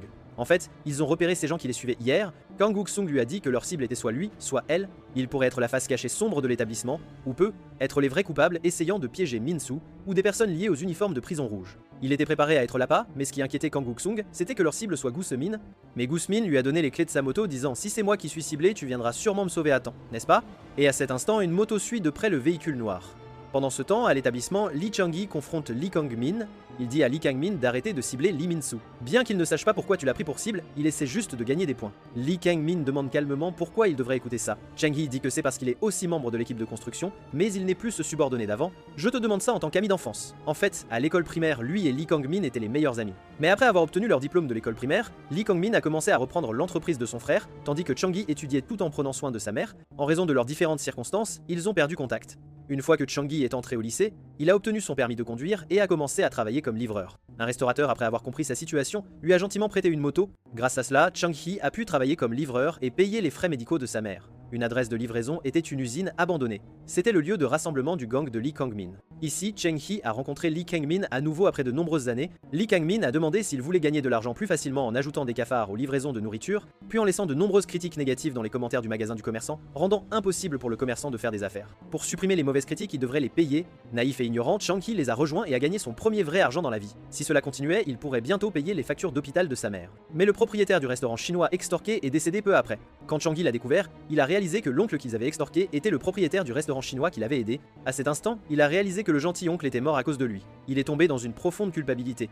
Alors il a cherché Lee Kang-min, espérant qu'ils pourraient se rendre ensemble. Mais en entendant cela, Lee Kang-min l'a attrapé par la gorge. Si j'avais eu l'intention de me rendre, je n'aurais pas commencé ça. Je t'ai donné un moyen de gagner de l'argent et tu veux te rendre. Tu sais que je ne pardonne jamais les traîtres. Là-dessus, Lee Kang-min a poignardé une plume en acier dans la cuisse de Chang-hee. Si tu répètes ces conneries, je te tuerai. Mais au même moment, le frère de Lee Kang-min, Lee Kang-won, est également arrivé. Il était le vrai chef de ce gang criminel. Lee Kang-won a dit à son frère qu'ils avaient été découverts. La police arrive bientôt. Tu aurais dû garder ça secret, mais il y avait trop de victimes et même un mort. Lee Kang-min suggère de laisser ce gars par terre prendre le blâme, mais son frère lui dit que ce n'est pas quelque chose qui peut être résolu en sacrifiant un subordonné. Alors il fait en sorte que le mineur Lee Kang-min partage la responsabilité. Ensuite, Chang-hee et Lee Kang-min ont été envoyés au centre correctionnel de réforme. Chang-hee dit que c'est la première fois qu'ils se parlent face à face comme ça depuis. Lee Kang-min dit qu'il est venu à cause de Lee Min-soo, mais il avait des pensées similaires. Il avait initialement prévu de le rencontrer à propos de Lee Min-soo de toute façon puisqu'il avait bloqué Kang Guk-sung mais n'avait aucun moyen de contacter Lee Min-soo. Chang-hee demande avec confusion ce qu'il veut dire. La seconde suivante, il est épinglé à la table par des subordonnés. Tu sais pourquoi j'ai pris le poste difficile de superviseur de la construction? Parce que dans l'équipe de construction, si quelqu'un se blesse ou devient un idiot, personne ne soupçonne rien. Et ce qu'il va faire, c'est prendre un des doigts de Chang-hee comme cadeau d'invitation pour Min-soo. Pendant ce temps, les subordonnés de Lee Kang-min ont également atteint la cachette, et comme instruit, ils envoient un message à Kang Guk-sung pour qu'il vienne ici seul avant midi. Mais Kang Guk-sung est déjà arrivé,